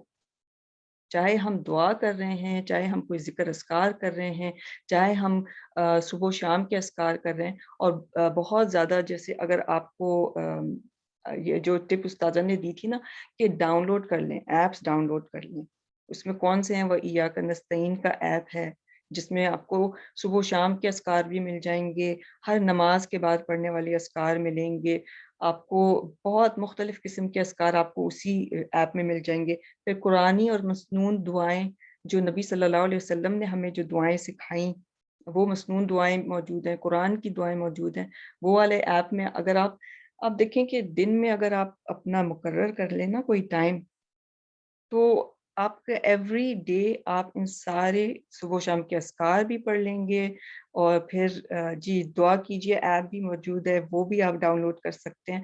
سونے سے پہلے، جاگنے کے بعد کون سے اذکار پڑھنے، وہ بھی ایپ موجود ہے. تو جتنے بھی ایپس ہیں نا، اگر آپ کے پاس وہ موجود ہوں گے، آپ دیکھیں کہ ہمارا وقت بہت زیادہ آج کے دور میں فونوں کے ساتھ، ہمارے جو آئی فونز ہیں یا جو بھی آپ کے پاس ہے اس کے ساتھ گزرتا ہے. اور اگر ہمارے پاس، اور ان کو ٹاپ میں رکھیں، آپ کے پہلا جو پیج ہے نا، آپ کے فون کا پیج کہہ لیں کہ وہ اذکار سے، قرآن پاک کے ایپ سے ہونا چاہیے، پورا اس سے بھرا ہونا چاہیے. اس کے بعد آپ کسی اور چیز کو رکھیں جو آپ کی ضرورت کی چیزیں ہیں، یا کچھ ایسا ہے کہ جیسے ٹیلی گرام ہے یا واٹس ایپ ہے، یا آپ کو پتہ ہے ہر قسم کے آپ کے پاس گروپس ہوتے ہیں، کچھ فیملی کے ہوتے ہیں، کچھ فرینڈس کے ہوتے ہیں، کچھ دین کے جو فرینڈز ہیں آپ کے وہ ہوتے ہیں. پھر اس میں بھی آپ کو مستقل ریمائنڈرز ملتے رہتے ہیں. تو یہ ایک بہترین طریقہ ہے کہ ہم اس طرح سے اگر کنیکٹڈ رہیں گے تو ہم پھر ذکر کر بھی لیں گے. اور ذکر نہ کرنے کے ہم نے نقصانات بھی پڑھے تھے، اور وہ کیا تھے؟ نہ کرنے کے نقصان کیا تھے؟ شیطان غالب آ جاتا ہے اگر ذکر سے انسان غافل ہو جاتا ہے. پھر یہ ہمیں ذکر کرنے سے جب یہ غالب آتا ہے نا، تو پھر ہم ذکر سے چلے ہی جاتے ہیں. آپ کے پاس پھر چاہے کتنے ہی ایپ کیوں نہ ہو، قرآن پاک کے کتنے ہی آپ کے پاس مصحف کیوں نہ ہو، آپ کے پاس یعنی ہر وقت فون بھی ساتھ رہتا ہو اور ایپس ڈاؤن لوڈڈ بھی ہوں گے تو بھی آپ کو توفیق نہیں ہوگی کہ آپ ان کو کھول کے پڑھیں اگر ذکر سے آپ غفلت کریں گے. پھر یہ خسارے کا باعث بھی ہے، حسرت کا باعث بھی ہے اگر ہم ذکر سے تغافل برتتے ہیں. پھر ہم نے افضل الذکر کے بارے میں پڑھا تھا کہ لا الہ الا اللہ ہے. آپ دیکھیں کہ اگر واقعی ہمارے اندر لا الہ الا اللہ آ جائے، اللہ تعالیٰ کی پہچان صحیح معنوں میں آ جائے، تو پھر آپ کہ جو جتنی بھی ذکر ہیں، دعائیں ہیں، سب بامعنی ہو جائیں گی. اور اگر ہمارے اندر یہ نہیں آئے گا نا تو پھر ہم کچھ بھی نہیں کر سکتے. ہر دکھ پریشانی اللہ تعالیٰ کو سنائیں. یہ بھی ذکر کی قسم ہے. آپ سوچیں کہ آپ پریشان ہو رہے ہیں، فون اٹھانے سے پہلے کہ میں کس کو کال کروں، کس کو بتاؤں، کس سے مشورہ لوں، اللہ تعالیٰ کو سنائیں. اللہ تعالیٰ آپ کے دل میں ڈال دے گا کہ آپ کو کرنا کیا چاہیے اس وقت کرنے کی کیا کام ہے. پھر یہ کہ ہر حال میں الحمدللہ کہیں. جب آپ کو کوئی نعمت ملے تو بھی الحمدللہ. جیسے ہم نے پڑھا نا کہ آج سنا تھا نا کہ یونس علیہ السلام نے جب مچھلی کے پیٹ میں اللہ تعالیٰ کو یاد کیا، اللہ تعالیٰ نے ان کی پکار سن لی. ایک ہی ذکر انہوں نے کیا تھا، لا الہ الا انت سبحانک انی کنت من الظالمین. اور کیونکہ وہ اچھے دنوں میں بھی، خوشحالی میں بھی اللہ تعالیٰ کو یاد کرتے تھے. اس کے برعکس فرعون، اس نے جب لا الہ الا اللہ پڑھا تو وقت نکل چکا تھا، کیونکہ اس نے تو اللہ تعالیٰ کو مانا ہی نہیں تھا نا. وہ صرف زبان سے کہہ رہا تھا اپنے آپ کو بچانے کے لیے. تو ہر حال میں اللہ تعالیٰ کے شکر گزار ہوں. اگر ہم چاہتے ہیں کوئی نعمت ہم سے چھن بھی گئی ہے نا تب بھی الحمدللہ کہیں، کیونکہ اللہ تعالیٰ نے ہمیں بہت ساری چیزوں سے بچا کے رکھا ہوا ہوتا ہے. اور اللہ تعالیٰ ہمیں کچھ دینا چاہ رہے ہوتے ہیں جب ہماری کوئی چیز ہم سے چھن بھی جاتی ہے. آج کا جو اس کے ساتھ ہم اختتام کرتے ہیں، آج کا جو ذکر تھا جو رہ گیا تھا انشاءاللہ، تاکہ ہم ذکر کے ساتھ ہی اپنے اس کلاس کا، اس سیشن کا اختتام کریں. اللہ کے نزدیک بہترین بات کیا ہے؟ سیدنا ابو ذر نبی صلی اللہ علیہ وسلم سے روایت کرتے ہیں کہ آپ صلی اللہ علیہ وسلم نے فرمایا، اللہ کے نزدیک بہترین بات یہ ہے، اللہ کے نزدیک بہترین بات یہ ہے، سبحان اللہ لا شریک لہ لہ الملک ولہ الحمد وہو علی کل شیء قدیر لا حول ولا قوة الا باللہ سبحان اللہ وبحمدہ. اس میں آپ دیکھیں ہم اللہ تعالیٰ کی پاکی بیان کر رہے ہیں، اللہ تعالیٰ کو ہر عیب، ہر نقص سے پاک قرار دیتے ہیں. اور پھر ہم یہ بھی کہتے ہیں کہ لا شریک لہ، اللہ تعالیٰ تیرا کوئی شریک نہیں ہے، تیرے ہی لیے بادشاہت ہے، تیرے ہی لیے تمام تعریف ہے، ہر چیز پر تیری تو قادر ہے. اور پھر یہ جو کلمہ ہے لا حول ولا قوة الا باللہ، یہ جنت کے خزانوں میں سے کہ برائی سے بچنے کی طاقت اور نیکی کرنے کی قوت اللہ کی توفیق کے بغیر نہیں. یعنی اس وقت بھی اگر ہم کسی چیز سے بچنا بھی چاہتے ہیں نا تو بھی لا حول ولا قوة الا باللہ، کہ اللہ سبحانہ تعالیٰ ہی ہے جو ہمیں یہ توفیق دے گا کہ ہم کسی برائی سے بچ سکیں، اور اللہ ہی ہے جو ہمیں توفیق دے گا، قوت دے گا کہ ہم کوئی نیکی کر سکیں. سبحان اللہ وبحمدہ. پاک ہے اللہ اور اسی کی تعریف ہے. تو کثرت سے اللہ تعالیٰ کا ذکر کریں اور اللہ کو دل ہی دل میں یاد کریں، اللہ کو ہر حال میں پکاریں. اللہ تعالیٰ ہمیں بہترین ذکر کرنے والا بنائے، اور یہ جو آخری ایام ہیں، جو بہترین دن ہیں، ان میں بھی بہترین ذکر جو ہے کہ سبحان اللہ، الحمدللہ، اللہ اکبر، لا الہ الا اللہ، ہم کثرت سے کہیں اور دل کی حضوری کے ساتھ کہیں. اسی کے ساتھ ہم اپنے اختتام کرتے ہیں اپنی کلاس کا. سبحانک اللہم وبحمدک نشہد ان لا الہ الا انت نستغفرک ونتوب الیک. السلام علیکم ورحمۃ اللہ وبرکاتہ.